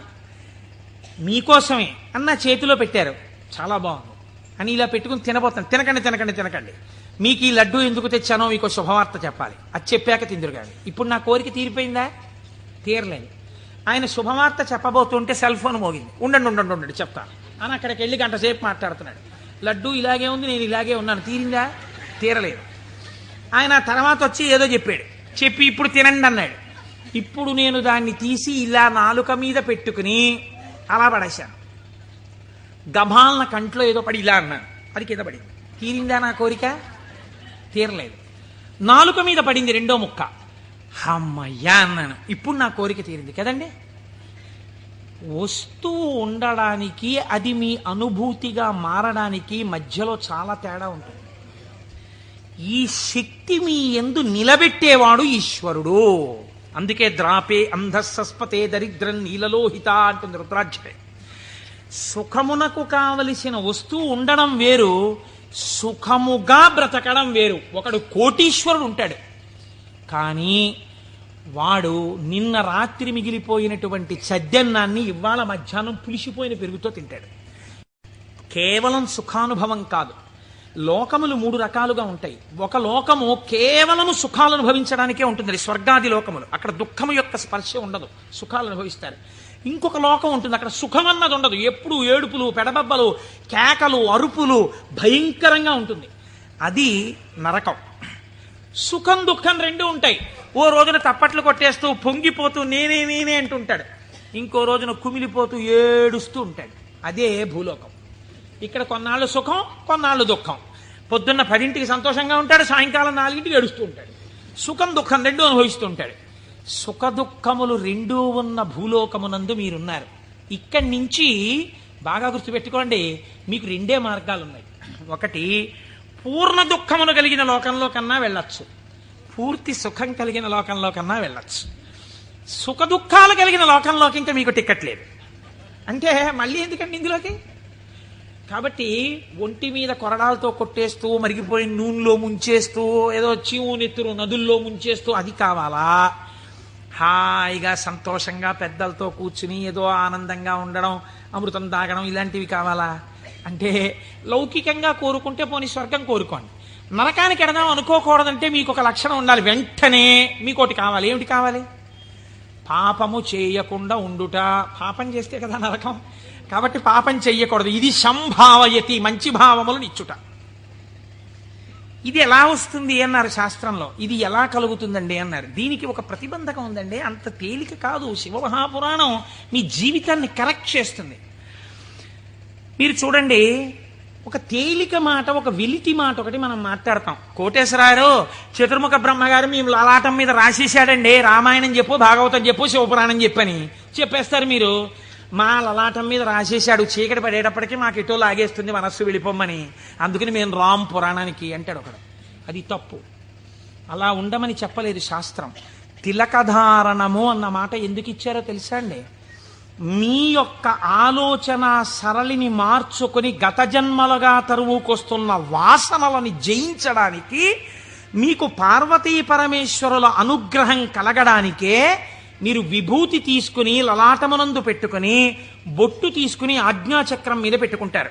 ఇప్పుడు పార్వతీ పరమేశ్వరులు మీ లలాటమునందు వసించి ఉన్నారు. దీనివల్ల ఏం జరుగుతుంది అంటే, లలాట లిఖితారేఖ పరిమాస్త్రం నశక్యతే, ఇది కదా సామాన్య సిద్ధాంతం. బ్రహ్మగారు రాసిన రాత మారదు. కానీ మీరు తిలకధారణం చేసి విభూతి పెట్టుకోగానే మీ ఆలోచన సరళి యందు మార్పు వస్తుంది. ఎందుకు వస్తుందో తెలుసా అండి? మీరు చూడండి, ఒక ఆయన దగ్గరికి మీరు వెళ్ళేటప్పటికీ ఇలా విభూతి పెట్టుకుని ఇంత బొట్టు పెట్టు కూర్చున్నాడు అనుకోండి, ఈయన అడిగితే కొంచెం సౌమ్యంగా చెప్తారేమో అనిపించేస్తుంది మీకు గబుక్కుని వెంటనే. ఏమీ లేకుండా కొరకొర చూస్తున్నాడు అనుకోండి, బాబా ఆయన దగ్గరికి ఎందుకు లేండి అనిపిస్తుంది. అసలు మీరు భస్మ బొట్టు కనపడేటప్పటికి సాత్విక ప్రవృత్తి ముఖంలో కనపడిపోతుంది. సరికదా, ఆజ్ఞాచక్రం మీద బొట్టు అమ్మవారి యొక్క అనుగ్రహం. అమ్మవారి అనుగ్రహం ఆజ్ఞాచక్రం మీద ప్రసరణం మొదలవగానే మీ బుద్ధి యందు ఆలోచన మారిపోతుంది. మారిపోయి మనం ఈ పని చెయ్యొద్దు, మనం ఎందుకు ఈ పాపం చేయడం, మనం ఇంక ఇవాళ నుంచి ఇది చెయ్యొద్దు, మనం పురాణానికి వెళ్ళిపోదాం, మనం శివాలయానికి వెడదాం, మనం వెంకటేశ్వరుడి గుడికి వెడదాం, ఎన్నాళ్ళు ఈ తప్పుడు పని చేస్తాం, మనం చెయ్యొద్దు అని మీ యందు ఒక పూనిక రావడం ప్రారంభం అవుతుంది. అందుకని ముందు శరీరమును అలంకృతం చేసి లోపల మనస్సుని సంస్కరించడం దగ్గరికి వెళ్ళారు. మీరు మనస్సుని జయించలేకపోతే. పెద్దలు ఏదో ఉత్తినే హాస్యాస్పదంగా పెట్టలేదండి ఇవేవిని. కనుక తిలకధారణ చేసి భస్మ పెట్టుకోమని చెప్పారు. ఇప్పుడు మీరు అలా చెయ్యడం ప్రారంభిస్తే ఏమవుతుంది? అలా చెయ్యడం ప్రారంభిస్తే మీకు దుఃఖమును స్వీకరించి దుఃఖము నుండి బయటపడతారు. ఇది చిత్రంగా ఉంటుంది. ఇప్పుడు మీకు ఎందుకు ఈ ఆలోచనలు, పాపభూయిష్టమైన ఆలోచనల వైపు ఎందుకు తిరుగుతోంది మనస్సు అంటే, దానికి రజోగుణ తమోగుణ ప్రవృత్తి ఉంది. 3 గుణాలు ఉన్నాయి లోకంలో, సత్వము రజస్సు తమస్సు. ఇది ఎప్పుడూ కూడా ఆయన అలాగే చెప్తాడు కానీ హాయిగా పనిచేసేట్టు ఎంత సుఖంగా ఉంటుంది, ఒంట్లో ఓపిక ఉన్నప్పుడు చేయాలి, ఆయనకి ఏముంది అలాగే చెప్తాడు, అలా చేస్తూ కూర్చుంటానేంటి, సుఖంగా అనుభవించు అంటుంది. ఎందుకు ఆ పురాణం, దిక్కుమాలిన పురాణం, హాయిగా టీవీ చూడు, మంచి ఎపిసోడ్ వస్తుంది ఇవాళ అంటుంది. ఈ బోధని జయించగలగడానికి ఈ త్రిగుణములు బాధాకరములు. మీరు ఉన్నతిని పొందకుండా బాధిస్తున్నాయి. ఉన్నతిని పొందకుండా బాధించేటటువంటి త్రిగుణముల యొక్క బాధ నుంచి మీరు బయటపడడానికే మీరు సంసారం అనే కొత్త బాధనించుకున్నారు. సంసారం బాధ అండి. సంసారం సాగరం దుఃఖం. సంసారం అంత తేలికని శాస్త్రం చెప్పలేదు. అందులో తరించడానికి చాలా కష్టం, దాని మార్గం తెలియాలి. మరి బాధపోవడానికి బాధలోకి ఎందుకండి, మళ్ళీ బాధపోవడానికి సుఖంలోకి వెళ్ళాలి. బాధపోవడానికి బాధలోకి వెళ్ళమంటున్నారు ఏమిటి మీరు అంటే, నేను మళ్ళీ ఒక ఉపమానం చెప్తాను మీకు కడుపు నొప్పిగా ఉంది, అజీర్తి చేసింది. అజీర్తి చేసి కడుపు నొప్పిగా ఉండడం బాధ. ఈ బాధ పోవడానికి మీరు ఇంకో బాధ స్వీకరించారు. ఏమిటది? ఆమదం తాగడం. ఆమదం తాగడం సంతోషంగా ఉంటుంది ఏంటి ఎవరికన్నా? ఆమదం తాగడం బాధే. కానీ మరి బాధతో కూడినటువంటి ఆమదము త్రాగుట అన్నది ఎందుకు చేశారు? కడుపు నొప్పి అజీర్తి అన్న బాధ నుంచి విముక్తమగుట కొరకు.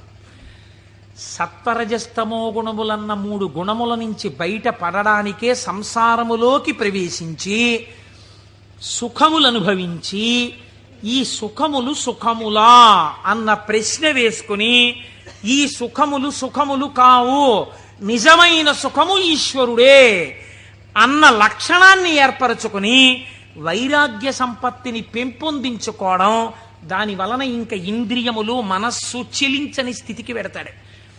ఇంద్రియాల్ని గెలవడం కాదు, మనస్సు కదలని స్థితికి పూర్ణ వైరాగ్యం అని పేరు. మీరు చూడండి, గాలి వెళ్ళిపోతూ మల్లెపూల మీద గెడుతుంది, నేను మల్లెపూల మించి వస్తున్నానని పొంగిపోదు. అశుద్ధం మీద గెడుతుంది, చిచి నేను అశుద్ధం మీదకి వెళ్ళానని బాధపడదు. దేని మించి వెళ్ళినా గాలి గాలిగానే ఉంటుంది, దానికేం బాధ లేదు. అలాగే పూర్ణ వైరాగ్యం పొందినవాడు ఇదంతా ఈశ్వర లీల అంటాడు. కానీ ఈ మాట అనడం చాలా కష్టం. అంత వైరాగ్యం రావడం కూడా ఈశ్వరానుగ్రహం. ఈ వైరాగ్య సంపత్తి చేత శాశ్వత సుఖస్థానమైన ఈశ్వరుడు ఎందుకు కలిసిపోతాడు. అప్పుడు వాడికి ఇంకా ఊర్ధ్వలోకం లేదు, అధోలోకం లేదు, పైన స్వర్గం లేదు, కింద నరకం లేదు. ఇక మళ్ళీ పుట్టవలసిన అవసరం లేని మోక్ష స్థితిని పొందుతాడు. ఇలా పొందడానికి శంభు అనుసంధానం చేసుకుంటూ ఉండాలి. శివుడి పాదాలు మీరు గట్టిగా పట్టుకున్నారనుకోండి, శివాష్టోత్తరం చదువుకుంటున్నారనుకోండి, భస్మధారణ చేశారనుకోండి, బొట్టు పెట్టుకున్నారనుకోండి, ఏమీ చేతకాకపోయినా కూర్చున్న నామాలు చెప్పడం మొదలుపెట్టారనుకోండి, మీకు తెలియకుండా మీలో ఒక రకమైనటువంటి మార్పు ప్రారంభమై అది మంచి ఆలోచనల వైపుకు తీసుకుని వెళ్ళగలదు. ఇలా తీసుకుని వెళ్ళవలసిన అవసరము ఎందువలన కలిగింది అంటే, పూర్వకాలంలో పూర్వయుగమైనటువంటి ద్వాపర యుగం వరకు కూడా ఒక లక్షణం ఉండేది. రాక్షసులు ఉన్నారనుకోండి, వాళ్ళు తెలిసేవారు వీళ్ళు రాక్షసులండి అని తెలిసేది. కాబట్టి వాడిని దూరంగా పెట్టడమో, వాడిని పరమాత్మ సంహారం చేయడమో ఏదో ఉంటుంది. కలియుగంలో ఏమిటో తెలుసా అంటే, రాక్షసులు ఏ రూపంలో ఉంటారు? చిత్తవృత్తుల రూపంలో ఉంటారు. పైకి దొరకరు. మీకన్నా సాధుపురుషుళ్ళే కనిపిస్తాడు. మోసం చేసేవాడే చాలా నమ్మించేటట్టుగా సాధుపురుషుళ్ళే ఉండాలి. వాడు నమ్మితే నాకేమిటి, నమ్మకపోతే నాకేమిటి, నేనేమన్నా వాడి దగ్గర ప్రయోజనం పొందుదాం అనుకుంటున్నానా అన్నవాడు తన యథారీతిగా ఉంటాడు. అవతల వాడిని నమ్మించి మోసం చెయ్యాలనుకోండి, వాడే మాట కలిపి చక్కగా మాట్లాడి బాగా మాట్లాడి మీరు నమ్మేటట్టు చేసి అప్పుడు మీకు ఒక కప్పు కాఫీ ఇచ్చి ఆ కాఫీలో మత్తు కలిపేసి మీరు పడిపోతే మీ సూట్ కేసు ఎత్తుకుపోవాలి వాడు కదా. అందుకని ఇప్పుడు ఎక్కడున్నాడు రాక్షసుడు? వాడి చిత్తవృత్తి ఎందున్నాడు? మీరు చూడండి, నిజంగా ఈ చిత్తవృత్తుల రూపంలో రాక్షసులు ఉండి ఉంటే త్రేతాయుగంలో విశ్వామిత్రుడు యాగం చేయగలడా? చెయ్యలేడు. ఇక్కడే ఉన్నారు రాక్షసులు. రాముడు ఈ లోపల రాక్షసుల్ని చంపడానికి తానే అనుసంధానం చేసుకోవాలి. బయట రాక్షసులుగా ఉన్నారు. రాముడు వచ్చి బాణం వేసి కొట్టి చంపాడు. ఈ యుగంలో అలా కుదరదు. ఇక్కడున్నారు రాక్షసులు. వాళ్ళు ఎప్పుడైనా తలెత్తుతారు. ఎప్పుడైనా తలెత్తి మిమ్మల్ని పడగొట్టేస్తారు. ఎప్పుడైనా పడగొట్టేయగలరు. ఎప్పుడైనా పడగొట్టేసేటటువంటి రాక్షసులు ఇక్కడే చిత్తవృత్తుల రూపంలో ఉన్నారు. వీళ్ళని తొక్కి పట్టగలిగిన వాడెవడు? ఒక్కడే, శంభు. అందుకే ఏవం శ్రీ శంభుదేవస్య నామ్యామష్టోత్తరం శతం అంటాం. ప్రదోష వేళలో రోజు ఆ శంభునామాలు చెప్పామనుకోండి, ఆయన ఏం చేస్తాడంటే వీళ్ళని తొక్కి పెట్టి మీ భావముల యందు మంచి ప్రవాహాన్ని ఏర్పాటు చేస్తాడు. ఈ మంచి ప్రవాహము కలిగిన భావన చేత ఉన్నతిని పొందేస్తాడు. ఇప్పుడు ఈ భావన పొందినటువంటి వాడు ఎలా ఉంటాడు, ఎలా పొందుతాడు ఈశ్వరుణ్ణి అని మీరేమి అనుమానపడిపోయి వాడు ఏమైనా పూజలు బాగా చేసేస్తాడండి, యజ్ఞయాగాదులు చేసేస్తుంటాడండి అలా అనుకోక్కర్లేదు. శంభునామాన్ని పెట్టుకుని శంభుని యొక్క అనుగ్రహం పొందిన వాడి స్థితి ఎలా ఉంటుందో తెలుసా అండి? నేను మీకు ఒక ఉదాహరణ చెప్తాను, మీరు బాగా పట్టుకోగలుగుతారు. ఇది కూడా నేను ఎక్కడి నుంచో ఎందుకు మీకు రుద్ర పశుపతి నాయనార్ అని ఒక నాయనారు ఉన్నారు. 63 మంది నాయనార్లలో మనం సాధారణంగా ఏం చేస్తాం? రుద్రం చదవండి అన్నాం అనుకోండి, సన్యాసి కూడా రుద్రం చదవాలి. సన్యాసులు కూడా రుద్రం పారాయణ చెయ్యమని శాస్త్రం విధించింది. ఎందుకో తెలుసా అండి? అభిషేకం చేయకపోయినా రుద్రాన్ని పారాయణ చేస్తే వెంటనే పాపాలు పటాపంచలవుతాయి. ఆ పశుపతి నాయనారికి ఒక లక్షణం ఉండేది. ఆయన రోజు కూర్చుని రుద్రాధ్యాయం చదువుతూ ఉండేవాడు. చదువుతున్నప్పుడు ఆయనకు ఒక అనుమానం వచ్చింది. ఏమిటా అనుమానం? అందులో మేఘ్యాయచ విద్యుచ్చాయచ వృక్షాయచ హరిత్యాయచ లోప్యాయచ ప్రవాహ్యాయచ ఫేన్యాయచ సికత్యాయచ ఈ మాటలు ఉన్నాయి. ఇవన్నీ ఈశ్వరుడే అన్నారు. అంటే నీరు ఈశ్వరుడు, నీటి మీద నురుగు ఈశ్వరుడు, చెట్టు ఈశ్వరుడు, చెట్టు మీద పిట్ట ఈశ్వరుడు, చెట్టులో ఆకుపచ్చతనం ఈశ్వరుడు. మనం ఏం చేస్తాం? మేము అభిషేకం చేయించుకుంటున్నామండి అని వెళ్ళి కూర్చుంటాం. శివాలయంలో ఉన్న అర్చక స్వామి ఏదో మహన్యాసం అని చెప్పి నారుద్రో రుద్రమచ్చ ఎత్తిని పాప ఆయన మహన్యాసం చేయిస్తాడు. చేయించిన తర్వాత మీరేవో పాలు పెరుగు పంచదార పళ్ళరసాలు పట్టుకెడతారు. ఆయన రుద్రాధ్యాయం చదువుతూ పోసేస్తాడు. పోసి అభిషేకం చేస్తుంటాడు. మీరేం చేస్తారు? మీకు అది ఏమిటో తెలియదు కదా, అర్థం కాదు. అర్థం కాకపోవడం వల్ల తేలిగ్గా వచ్చేది ఏంటంటే నిద్ర. కాబట్టి చాలా అమరికగా మనకి దొరికేది ఏమిటంటే బ్రహ్మదండం మహర్షులకు ఎలా ఉంటుందో అలా మోచేతిని తొడకి పెట్టి ఈ చేతిని ఇలా పెట్టి చక్క చెంప చేస్తే చాలు, అలా పడుకోవచ్చు, నిద్రపోతాడు. మళ్ళీ ఆయన ఎక్కడో గంట ఏదో కొడతాడు, కొడితే తెలివి వస్తుంది. తెలివి వచ్చాక మళ్ళీ పాపం తాపత్రయం ఉండదని నేను అన్నాం. మళ్ళీ ఓసారి లేచి ఏదో చేస్తున్నాడు, అల్లరవుతోంది మళ్ళీ అని చెప్పేసి కాసేపు మళ్ళీ పడిపోతాడు. దీని వలన ఏమైనా ప్రయోజనం ఉందా? మీరు చేసిన అభిషేకమునందు నేను ఇలా అడిగానని మీరు ఏమనుకోకండి, నన్ను మన్నించండి. ఒక మెట్టు పైకెక్కడానికి కాలు ఇలా ఏమైనా లేచిందా మీకు ఉపాసనలో? అంటే నేను అభిషేకం చేయించుకోవద్దని, శివాలయానికి వెళ్ళొద్దని నేను చెప్పట్లా, చేయించుకోవాలి అరిష్టం పోవడానికి. కానీ మీ ఉపాసనలో మీరు మెట్టు ఎక్కారా? కాదు కదా. ఇది రుద్రం పారాయణ చేయడం అంటే ఇది. ఆయన అన్నాడు, ఆ నాయనారు ఆయనకు ఒక చిత్రమైనటువంటి ఆలోచన వచ్చింది. ఆయన తిరుమలయార్ అనబడేటటువంటి ప్రాంతంలో ఉండేవాడు. ఆయన ఈ రుద్రం చదివి చదివి చదివి చదివి అన్నాడు, ఆకాశం ఈశ్వరుడు, మేఘం ఈశ్వరుడు, నీరు ఈశ్వరుడు, నురుగు ఈశ్వరుడు, చెట్టు ఈశ్వరుడు, పిట్ట ఈశ్వరుడు. కాబట్టి నేను ఇంట్లో కూర్చుని ఇవన్నీ చెప్తుంటే ఉపయోగం ఏంటి? నేను ఈశ్వరుడిలో చేరిపోయి ఈశ్వరానుభూతిని పొందుతానన్నాడు. ఓ రోజు తెల్లవారకట్ట ఎవ్వరికీ చెప్పకుండా లేచి 4 గంటలకో వెళ్ళిపోయాడు బయటికి, ఊరి బయటికి వెళ్ళిపోయాడు. ఆ కొండ మించి ఒక సెలయేరు జాలువారుతోంది. గబగబా వెళ్ళాడు. ఆ సెలయేట్లో నడుంలోతు నీళ్లలో నించున్నాడు. నించుని చెట్టు వంక చూశాడు. నిశ్శబ్దంగా ఉంది వాతావరణం. ఆ కొండ కనపడింది, చెట్లు కనపడ్డాయి, చెట్ల యొక్క ఆకుపచ్చని కొమ్మలు కనపడ్డాయి. అంత నిశ్శబ్దంలో గలగల పారుతున్నటువంటి సెలయేటి శబ్దం వినపడుతోంది. ఆ నీటి మీద వెళ్ళిపోతున్న నురుగు కనపడింది. ఆయన వెంటనే ఆ ఒంటికి తగిలిన చల్లతనంలో ఈశ్వరుడు కౌగిలించుకున్న అనుభూతిని పొందాడు. ఇవి ఈశ్వరుడు కదా, నేనిప్పుడు ఈశ్వరుడిలో ఉన్నాను నీటిలో. కాబట్టి నేను నా కళ్ళతో చూస్తున్న మేఘం ఈశ్వరుడు, నేను మొలలోతులో ఉన్నది ఈశ్వరుడు, ఇలా వెడుతున్నది ఈశ్వరుడు, నేను చూస్తున్న ఆ కదులుతున్న ఈశ్వరుడు. నాకు ఇంట్లో చదువుతున్నప్పుడు అలా బిగిసిపోయినట్టుగా ఉన్న ఈశ్వరుడు కనపడేవాడు. ఇప్పుడు ఇన్ని చేతులతో కాళ్లతో కదులుతూ నన్ను కౌగిలించుకున్నాడు ఈశ్వరుడు అని గట్టిగా గొంతెత్తి నమ పేన్యాయ చ శిఖత్యాయ చ ప్రవాహ్యాయ చ వృక్షాయ చ హరిత్యాయ చ లోప్యాయ చ అని పారాయణ చేశాడు. ఆ పారాయణ చేస్తూ ఆనందం అనుభవించేసి బయటికి రాలేక బయటికి వచ్చేవాడు. బయటికి వచ్చి ఒళ్ళు తుడిచేసుకుని పొడి బట్ట కట్టుకుని ఇంటికి వెళ్ళిపోయేవాడు. మళ్ళీ మధ్యాహ్నం అయ్యేది. ఆ చెరువు దగ్గరికి వెళ్ళి సంధ్యావందనం చేసుకుంటాననేవాడు. మళ్ళీ వెళ్ళిపోయి మళ్ళీ అందులో నించునేవాడు. మళ్ళీ శివుడు అబ్బా కదులుతున్నాడు. అవుగో అవే ఆయన చేతులు, నా స్వామి ఇలా ఇలా అంటున్నాడు, చేతులు ఊపుతున్నాడు, రా రా రా అని పిలుస్తున్నాడు, అవే కొమ్మల రూపంలో ఊగుతున్నాయి. నా స్వామి ఇదిగో ప్రవహిస్తున్నాడు. నా స్వామి వేదం ఋషులకి చెప్పినప్పుడు ఇలాగే వినపడి ఉంటుంది, అదిగో ఝరి శబ్దం వినపడుతోందన్నాడు.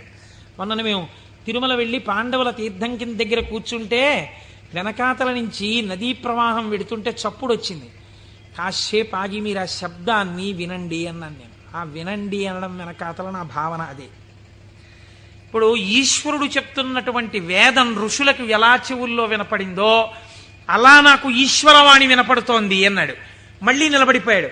మళ్ళీ నమ సోమాయ చ రుద్రాయ చ నమస్తామ్రాయ చ అరుణాయ చ నమ శంగాయ చ పశుపతయే చ నమ ఉగ్రాయ చ భీమాయ చ అంటూ మళ్ళీ రుద్రం చదువుతూ మళ్ళీ అంతటా ఈశ్వరుడే నన్ను గట్టిగా పట్టుకున్నాడు నీళ్లలోని. అదే ఈ చల్లతనం. ఎంత చల్లగా ఉంటాడో మా స్వామి. ఒంటి నిండా చల్లటి పాములు, చంద్రమౌళి, ఆ గంగా చల్లగా ఉంటాడు కదా, చల్లగా నన్ను పట్టేసుకున్నాడు. బాబోయ్ ఎంత గట్టిగా పట్టుకున్నాడో అన్నాడు. నీళ్లల్లో మునిగానం లేదు, ఈశ్వరుడు నన్ను గట్టిగా పట్టుకోవడం వల్లే నాకు ఇంత చల్లగా ఉందన్నాడు. ఈశ్వరుడు పట్టుకోవడం వల్ల అబ్బా నాకు ఎంత సంతోషంగా ఉందో అన్నాడు. ఈ సంతోషంలో రుద్రం చెప్తున్నానన్నాడు. అవుగో ఇలా చేతులు ఊపుతున్నాడన్నాడు. అంత ఈశ్వరుణ్ణి చూస్తున్నాడు. చూస్తూ పొంగిపోతూ ఆ రుద్రం తడబడిపోతూ చెప్పేవాడు. మళ్ళీ పైకి వచ్చేవాడు, పొడిబట్ట కట్టుకునేవాడు, వెళ్ళిపోయాడు. మళ్ళీ బాగా చీకటి పండించేవాడు. ఒక్కసారి అక్కడ కూర్చుని జపం చేసుకుంటానని మళ్ళీ వెళ్ళేవాడు, మళ్ళీ నీళ్ళల్లో దిగేవాడు. మళ్ళీ ఈశ్వరుడు గట్టిగా పట్టుకున్న అనుభూతి పొందేవాడు. మళ్ళీ రుద్రం చెప్పేవాడు. ఇది కొన్నాళ్ళు అయిపోయిన తర్వాత ఏమైందంటే తను అలా అడుగులేసి ఎడుతుంటే గాలి ఇలా తగిలేది. కాళహస్తి నుంచి వాయులింగ రూపుడైన నా స్వామి వచ్చి నన్ను ఒక్కసారి ఇలా పిలిచి కోటేశ్వరరావు ఒకసారి పలకరిద్దామని వచ్చాను కాళహస్తి నుంచి అంటున్నాడు. అమ్మా స్వామి తగిలాడు ఇక్కడ, అబ్బా స్వామి నమస్కారం అంటున్నాడు. ఇప్పుడు ఎక్కడ లేడు ఆయనకి. అలా వెడుతూ పైకి చూశాడు, అబ్బో అనంతంగా పెరిగిపోయిన నా స్వామి ఆకాశ రూపంలో కనపడుతున్నాడని మళ్ళీ నమస్కారం చేసేవాడు. కపర్దీ నమ కపర్దినీచా అనేవాడు. ఇలా రాను రాను రాను రాను ఏమైపోయిందంటే ఎవరు కనపడినా ఆయనకి ఈశ్వరుడే కనపడేవాడు. ఆఖరికి పరిగెత్తి పారిపోతూ దొంగ కనపడేవాడు. నమ చోరాయచ, పరిగెత్తుతున్న దొంగలో నా స్వామి కనపడుతున్నాడు అనేవాడు. మరి అంతేగా చెప్పింది రుద్రం. ఇలా అంతటా ఈశ్వర దర్శనం చేసి ఎక్కడ పడితే అక్కడ ఆగిపోయి నమస్కారం చేయడం అలవాటైపోయింది. ఈ అలవాటైపోతే శంకరుడు అన్నాడు, ఇక నేను తప్ప ఇంకొకటి కనపడని నీకు నాలోకే తీసుకోవాలని తనలోకి తీసేసుకున్నాడు. శివుడిలో ఏకమైపోయి తాను శివుడైపోయాడు. ఇప్పుడు చెప్పండి, భావన చేత మోక్షాన్ని పొందాడా లేదా? రుద్ర పశుపతి నాయనారని ఆయనకి పేరు. 63 మంది నాయనార్లలో ఆయన ఒకరు. మీరు అలా కూర్చుని ఏవో పదార్థాలు అట్టుకుని నమో ఓం నమో నమస్తే అస్తు భగవన్ విశ్వేశ్వరాయ మహాదేవాయ త్రయంబకాయ త్రిపురాం తకాయ త్రికాగ్రికాలాయ కాలాగ్నిరుద్రాయ నీలకంఠాయ మృత్యుంజయాయ సర్వేశ్వరాయ సదాశివాయ శ్రీమన్మహాదేవాయ నమః అంటూ ఎన్ని పాలు పోసినా ఎన్ని నీళ్లు పోసినా ప్రయోజనం లేదని నేను అన్నా. కానీ ఏమి రమించింది మీ మనస్సు? నీటిలో నిలబడిన వాడికి రుద్రం అనుభూతిలోకి వచ్చేసింది. మనకెక్కడొచ్చింది అనుభూతి? ఒక ఏటి గలగలల యొక్క శబ్దంలో మీరు ఈశ్వరుణ్ణి అనుభవించగలగాలి. ఒక పిట్ట పాటలో మీరు ఈశ్వరుణ్ణి అనుభవించగలగాలి. మీకు తగిలిన గాలిలో ఈశ్వరుణ్ణి అనుభవించగలగాలి. ఇది సంభావయతి. ఇప్పుడు ఏమైంది? నిరతిశయ సుఖప్రదాతయ్యి ఉన్నాడు. ఈ మాటలు చెప్పి చిత్తవృత్తులైనటువంటి రాక్షస స్వరూపాల్ని తొక్కి పెట్టడానికి ఇలా నేను దక్షిణామూర్తిగా కూర్చుంటే ఆనాడైతే అర్థమైంది, కానీ ఇవాళ అర్థం కాదు లోకానికి. అందుకుని నేను లేచి తిరగాలి, తిరిగి లోకానికి బోధ చెయ్యాలి. బోధ చేసి నేనే శంభుస్వరూపమై లోకాన్ని శివుడి వైపుకి తిప్పాలనుకున్నట్టు ఒక ఆయన. ఎవరైన? దక్షిణామూర్తి. మౌనాన్ని విడిచిపెట్టేట. విడిచిపెట్టి మహానుభావుడు ఎలా నడిచి వెళ్ళాడు అన్నారు. అజ్ఞానాంతర్గహన పతితానాత్మ విద్యోపదేశైః త్రాతుం లోకాన్ భవదవశిఖాతాపపాపచ్యమానాన్ ముక్త్వా మౌనం వటవిటపినో మూలతో నిష్పతంతి శంభోర్మూర్తిశ్చరతి భువనే శంకరాచార్య రూపా. ఆనాడు ఇలా కూర్చుంటే అర్థమైంది, కానీ ఇవాళ నేను వటవృక్షం కింద ఇలా మౌనంగా కూర్చుంటే ఎవ్వరికీ అర్థం కాదు. వీళ్ల చిత్తములలోనే ఉన్న రాక్షసులను తొక్కి పెట్టడానికి నేనే వెళ్ళి నలుచెరగులా నేనే తిరిగి నేనే నిలబడి వీళ్ళు ఏ స్థాయిలో ఉన్నా వాళ్ళని ఉద్ధరించడానికి కావలసిన స్తోత్రముల దగ్గర నుంచి భాష్యముల వరకు ఇద్దామని ఆ దక్షిణామూర్తి మౌనమును విడనాడి ఈ భూమండలము మీద శంకరాచార్య రూపముగా తిరిగారట. ఆయనే ప్రథమ గురువై జగద్గురువై మహానుభావుడయ్యాడు. శివానందలహరి, సౌందర్యలహరి, బ్రహ్మసూత్ర భాష్యం దగ్గర నుంచి ప్రస్థానత్రయ భాష్యాల వరకు ఇచ్చారు. ఇహమునందు ఐశ్వర్యము కావాలంటే కనకధార వరకు ఇచ్చారు. అటువంటి శంకరాచార్యుల వారి దగ్గర ప్రారంభమైన గురు పరంపర నేటి మా గురువుల వరకు కొనసాగుచునే ఉన్నది. ఆ గురువాక్య శ్రవణమే నా లోపలనున్న రాక్షసులను తొక్కి పెట్టగలిగినటువంటి శక్తి స్వరూపము. ఆ గురువు మాట నేను విన్నానా అంతే. ఆ చిత్తవృత్తులు నన్నేం చేయలేవు, ఆ రాక్షసులు నన్నేం చెయ్యలేరు.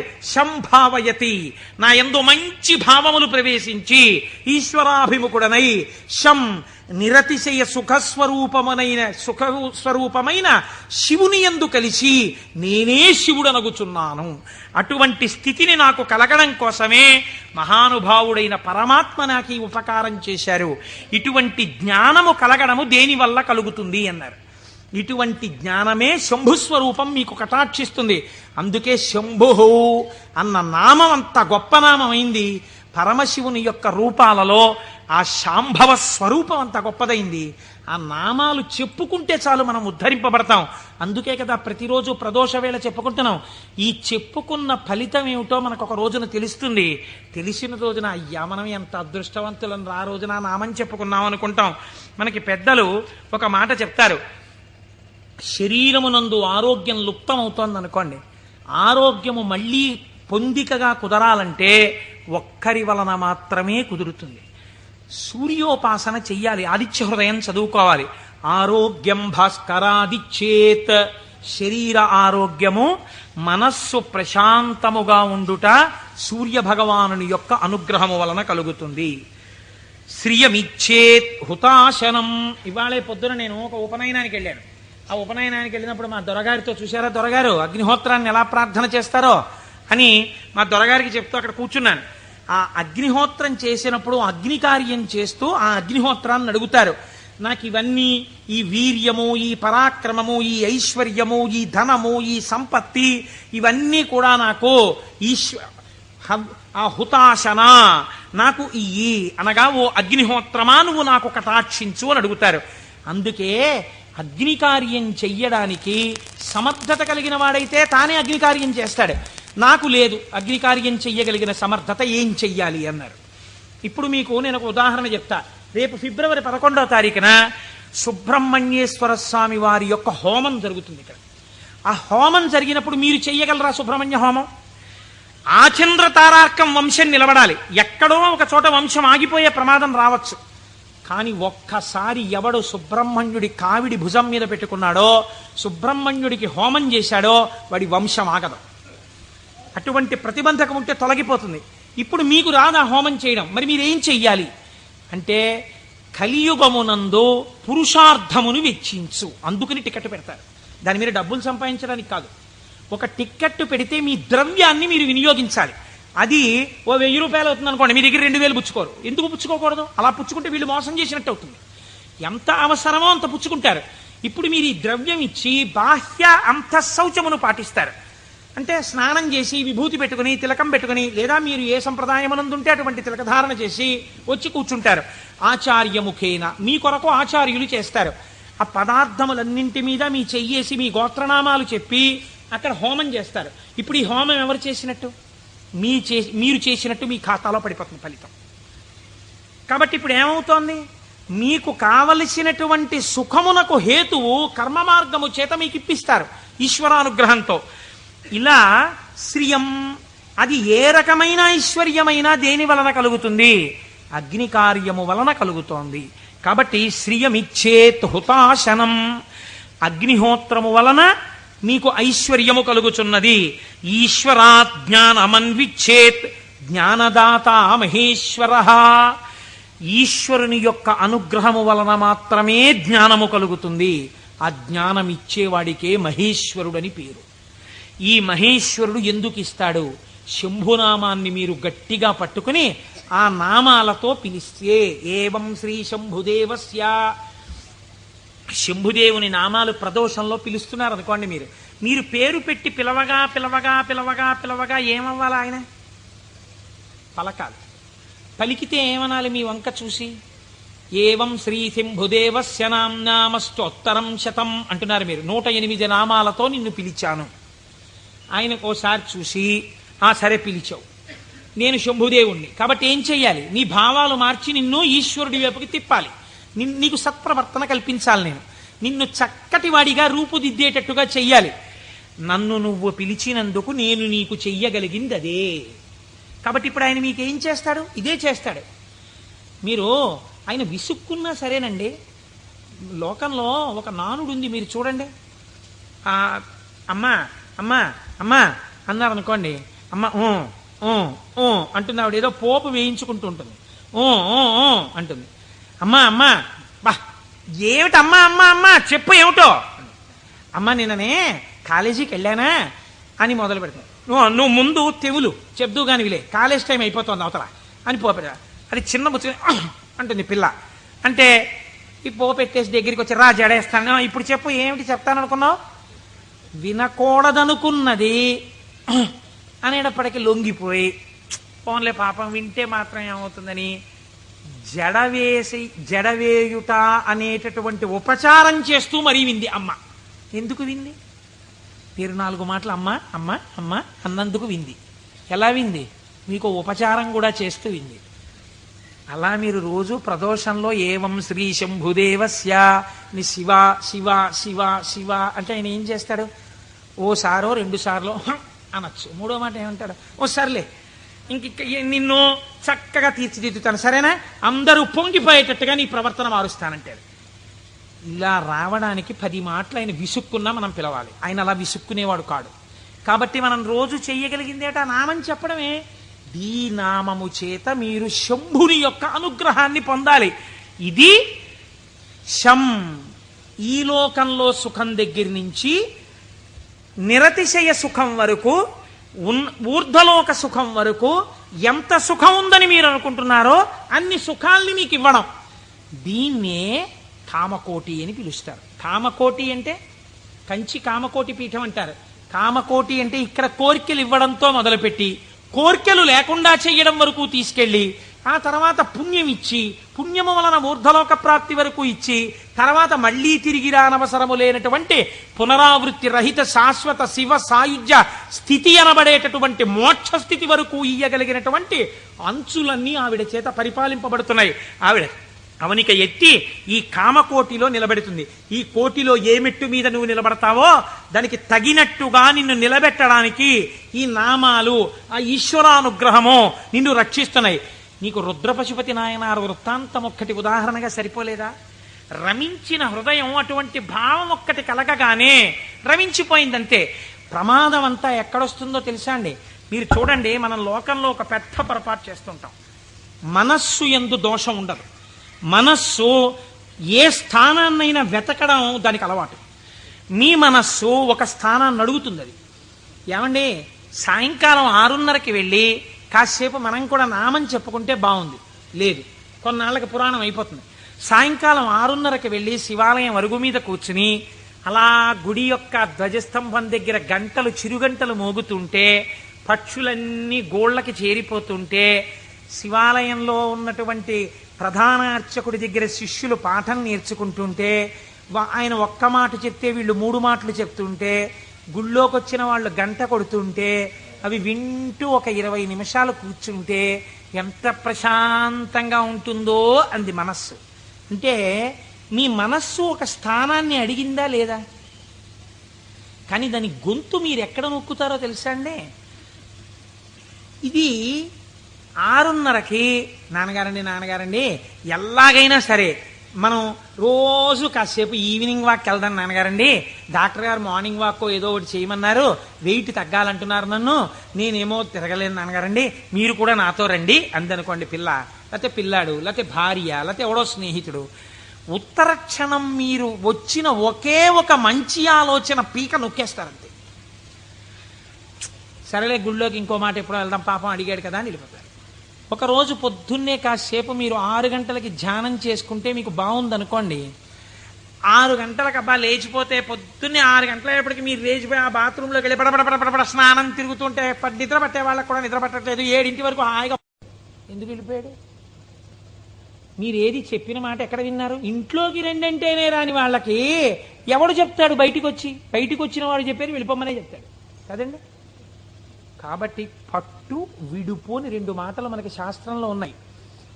ఏది ఎక్కడి వరకు పట్టుకోవాలో అక్కడ వరకే పట్టుకుని ఎప్పుడు విడిచిపెట్టాలో అప్పుడు విడిచిపెట్టేయాలి. అందుకే పట్టు విడుపు ఉండాలండి అంటారు. పట్టు విడుపు అన్నటువంటి శాస్త్రం మీకు అలవాటు అవ్వకపోతే శంభుదేవుని అనుగ్రహం జీవితంలో రాదు. కొన్ని పట్టుకోవాలి, కొన్ని వదిలేస్తుండాలి. ఇది విడిచిపెట్టేయకపోతే ఇంకా నా జీవితం వెళ్ళదు, నేను అటువైపు వెళ్ళడానికి కొన్ని వదలాలను వదిలిపెడుతూ ఉండాలి. అందుకే ప్రయత్నపూర్వకంగా రాజ్యం కూడా విడిచిపెట్టి వానప్రస్థానికి వెళ్ళారు. ఈ పట్టు విడుపు అంటే అక్కడ నేర్చుకోవడానికి ఇక్కడ కూడా నేర్చుకో. ఇక్కడే రాంది అక్కడే వస్తుంది నీకు, నేను ఏమి విడిచిపెడతావు? పట్టుకోవడం వచ్చు, విడిచిపెట్టడం వచ్చు. పైగా అదో క్వాలిఫికేషన్లో చెప్పడం ఏంటి? నేనండి ఇంకా పట్టానంటే వదిలిపెట్టనంటాడు ఒకడు. అంటే మూర్ఖుడివి, పాతాళంలోకి పోతున్నావు, అది గొప్ప. నాకు కోపం వస్తుంది కానండి, గవ్వుకున్నారన్నా పెద్దలు చెప్తే వెంటనే పక్కన పెట్టేస్తానన్నారు అనుకోండి, మీరు ఆయనకు పోల్దండి అయ్యాలి. అంతేగాని నాకే గాని కోపం వచ్చిందా హరి బ్రహ్మాదులు వచ్చి చెప్పినా వినండి అంటాడు. వాళ్ళ కర్మ కాలిపోయిందా నీకు వచ్చి చెప్పడానికి? నీలోంచి వెళ్ళిపోతే చాలా చచ్చూరు కొట్టావు. ఎందుకు వచ్చింది? ఏమిటా వ్యగ్రత? ఎందుకు వచ్చిన మాట? కనుక నేను ఈ మాటని ఎందుకు ఇంతలా నొక్కి చెప్తున్నానో మీరు సహృదయంతో అర్థం చేసుకోండి. ఒకవేళ నా వాక్కు యందు వ్యగ్రత ఉండి ఉండవచ్చు. శంభుని అనుగ్రహము వచ్చినా గుర్తెరగగలిగి ఉండాలి. ఆ గుర్తెరగనప్పుడు వచ్చిన అవకాశము వినియోగించుకోకపోతే మరొకసారి ఈశ్వరుడు ఇవ్వడానికి ఇష్టపడడు. కనుక మనకి అటువంటి మనస్సు కూడా కావాలి. ఈశ్వరా, నీ అనుగ్రహము మాయందు ప్రసరించినప్పుడు దాన్ని నిలబెట్టుకోగలిగిన స్థితిని కూడా నీవే అనుగ్రహించు అని మనం ఆ శంభుదేవుని పాదములు పట్టి ప్రార్థన చేసి